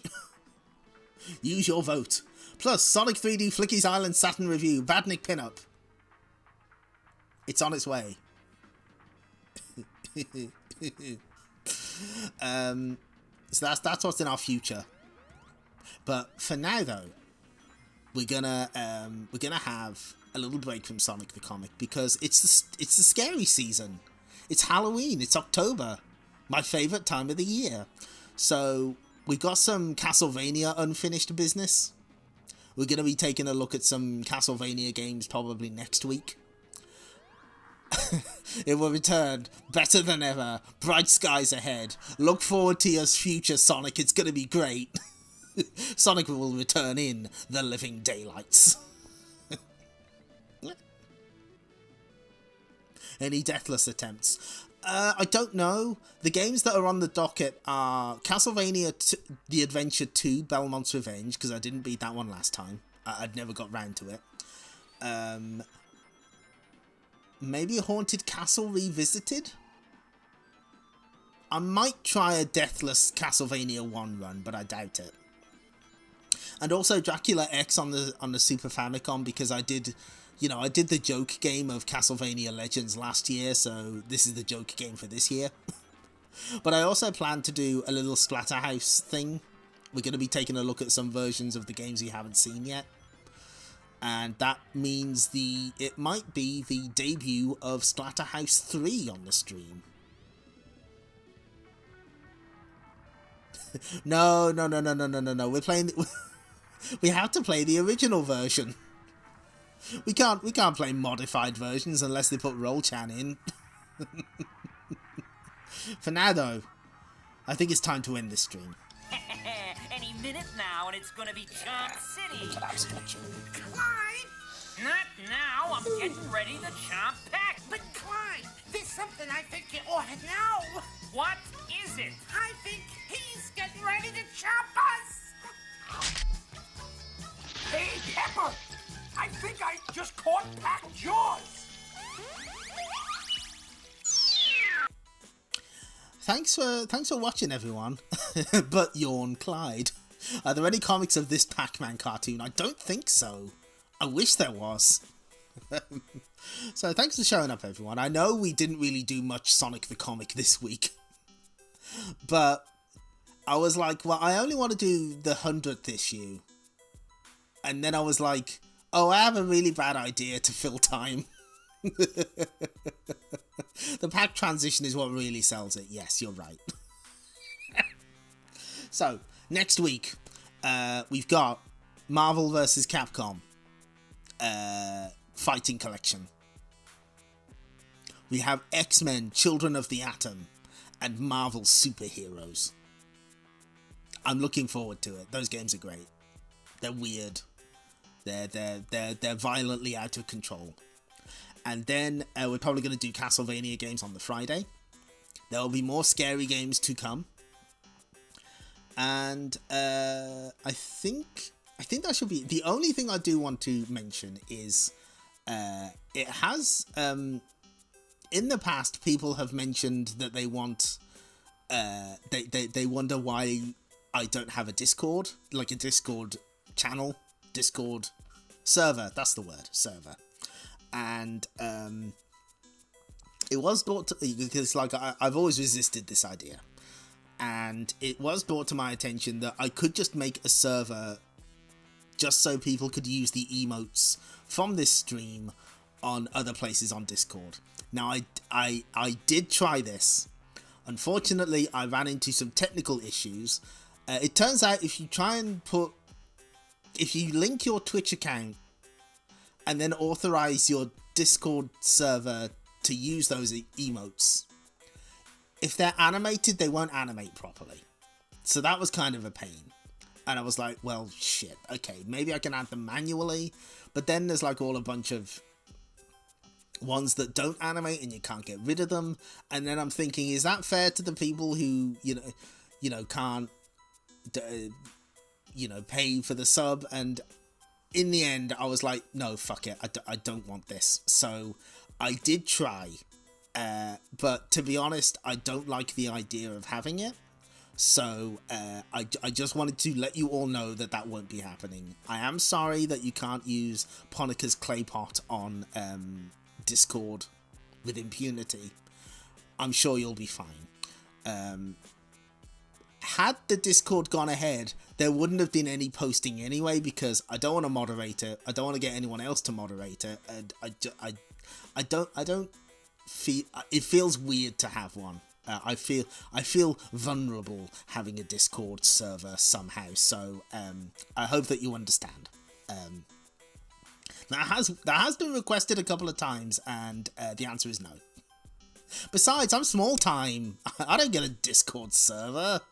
I'm tiny. Super understand. Thank you. Okay. Anyway, so yes, I hope you have enjoyed having your brain expanded by max overload. You'll just have to live with the knowledge that those stories were never finished. We never saw the thrilling conclusion to the Grand Prix in Chuck Rock or whatever. You want to hear more Tepid Snake anime opinions? Watch Dirty Pear, watch Strawberry Marshmallow, watch Mitsubishi Colors.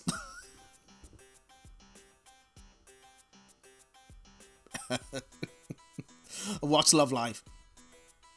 There it is. Oh, watch whatchamacallit. Oh, I've never watched Gunsmith Cats. That's one on my list. Also watch the Idolmaster Cinderella Girls U149. What's the other stuff? What other stuff would I recommend? Just looking at my shelf. Girls Last Tour is really good. Girls Under Panzer recommended. I still need to watch Saint Tail. Oh, wait. I gotta type this one out. Watch Heartcatch Precure. You can ignore everything else I've ever said. Watch Heartcatch Precure. That's all you need to know. Watch Heartcatch Precure. Oh, and watch Magical Witch Tunie-chan. Don't look anything up about Magical Witch Tunie-chan. Just is it? Hold on. Yep.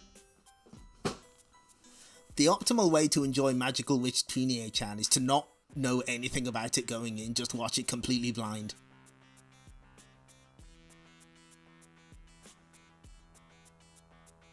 Catch the Heart Precure. You're right. Okay. All of these recommendations in chat are correct and good. I My Me also, well, I've convinced multiple people to watch I My Me already, so clearly the system works. Non Non Biori, good also. Both, I've not watched the live action Laid Back Camp yet. I need to do that. Oh, and School Live. Watch School Live. Okay. There we go. Got it all out. Oh, wait, one more. Actually, I got a manga recommendation.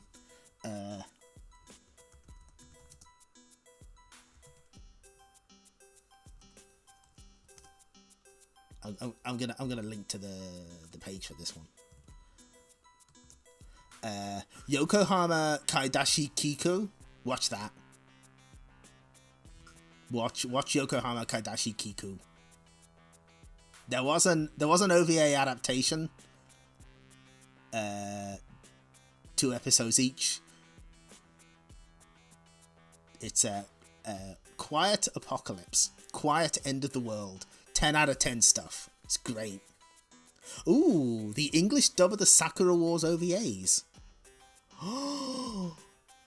You'll see what would have happened if Sakura Wars got an STC comic. Those phonetic accents written in the characters. Oh no!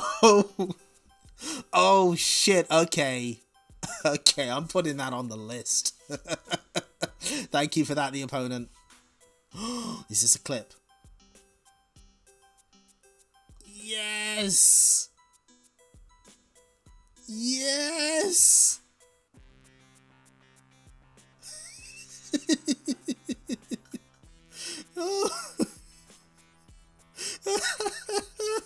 Yes!